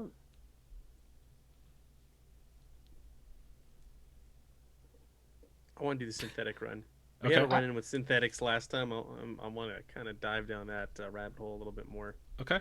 Yeah, I'm torn between that and the military run. Okay. I'd probably lean synthetic. Okay. Probably.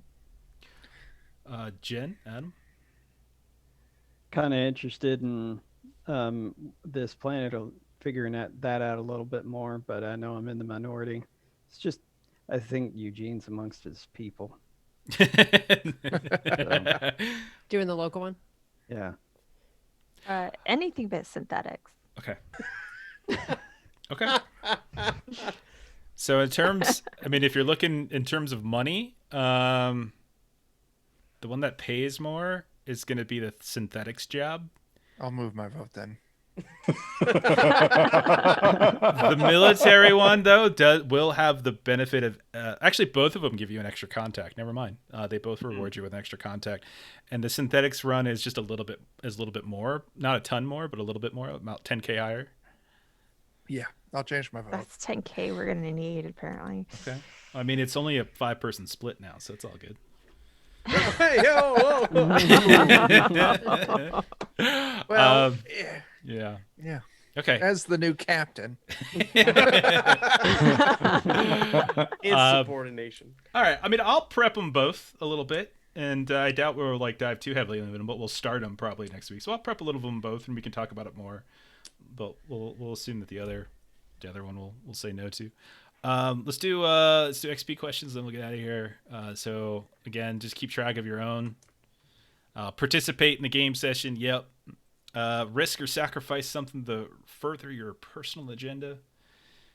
Did you risk your life for your buddy PC? Anyone do that? We had a combat tonight. Crazy stuff's happening. Yeah, but I didn't risk it for Big E. Oh, okay. Marshall, did you risk your life for me? Or I mean, I went with you. I don't know specifically. I don't know. I don't know. I can fairly give myself credit for that. I was just doing my job. Hey, it's honor system. If you think you want to make an argument for it, I'll listen. Challenge or stand up to your rival PC. Anyone do that?